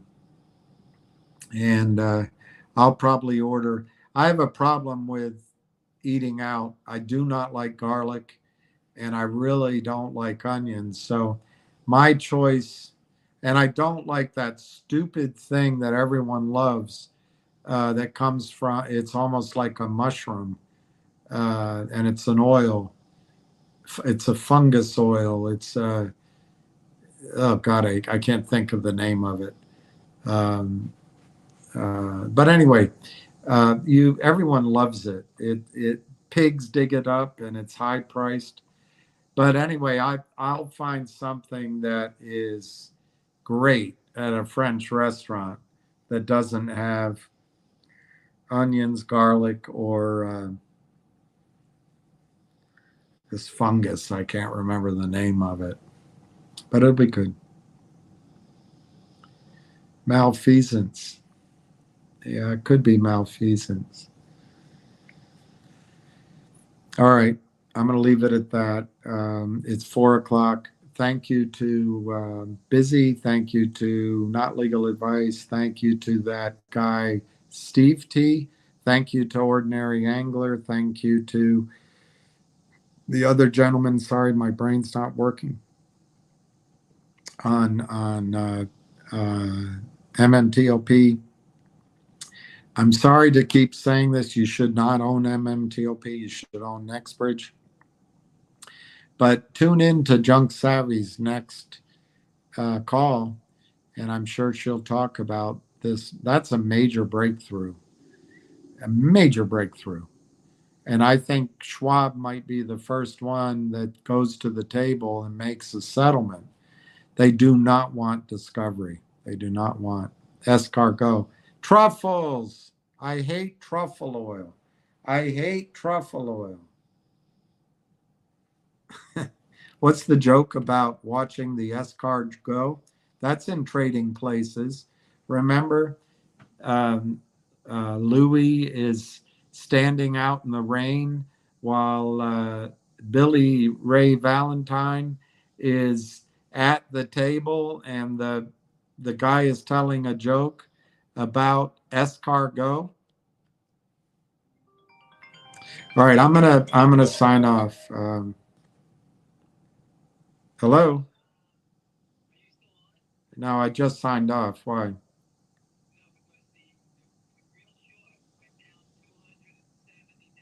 All right.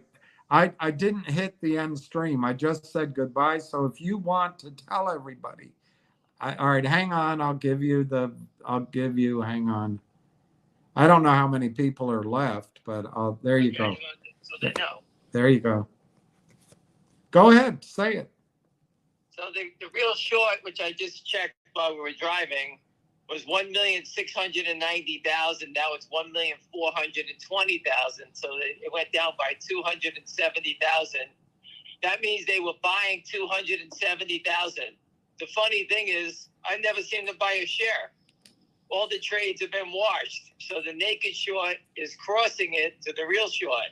So they don't affect the marketplace with buy orders. It's all That's what I've been illegal, by telling the you. way. It's all illegal, but Right. go on. Just want to let you know. So the naked short is 100% in bed with the real short because they're working together. And I told you before, the real short has got to get its ass out of here. Otherwise, he's going to get run over. But if anyone ever investigates, they're 100% tied together. So if you look at it, if someone could post it on Twitter, free, what's it called? Shortsqueeze.com. It was 1,690,000, 1,420,000. And it's gone down by 270,000. 270,000 in buying pressure would have really lifted the stock up, but there hasn't been one buy order. They just wash it. They Those are cheat those tricks that I everything. keep They talking cheat everything. And people get mad at you or me, but there's no price discovery. Nothing's real anymore. about. Well, again, What's the we just website? keep exposing them. What's the web? Shortsqueeze.com. Shortsqueeze.com. What's the one that reports FINRA numbers? Oh, I don't have that link on me. I have it at Yeah, I home. I forget just click too. on it. I don't remember. I forget to. I have it at home. I'm not home, but I usually click on that and I can get it. That's the naked short number. This is the real short where someone's borrowing it. Right. And they are covering, like I told you they were going to have to do. They have to cover they're going to cover before the short squeeze. And just like I said, it's been going down. It was at 2 million. Now we're down to 1,420,000. So we went down about 600,000 slowly, but now you keep seeing the wash trades, and the wash trades are basically showing you that the naked short is shorting it to the real short.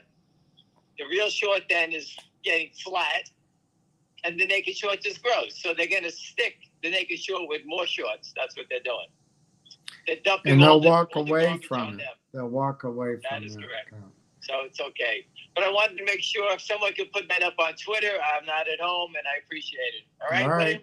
All right. Thank you. Have a good All right, night. bye. You got it. And everybody, I'm just going to sign off quickly because I got to walk the boy and get ready for 5:15. So all of that combined doesn't give me much time. He takes forever to walk. So peace, love, happiness, and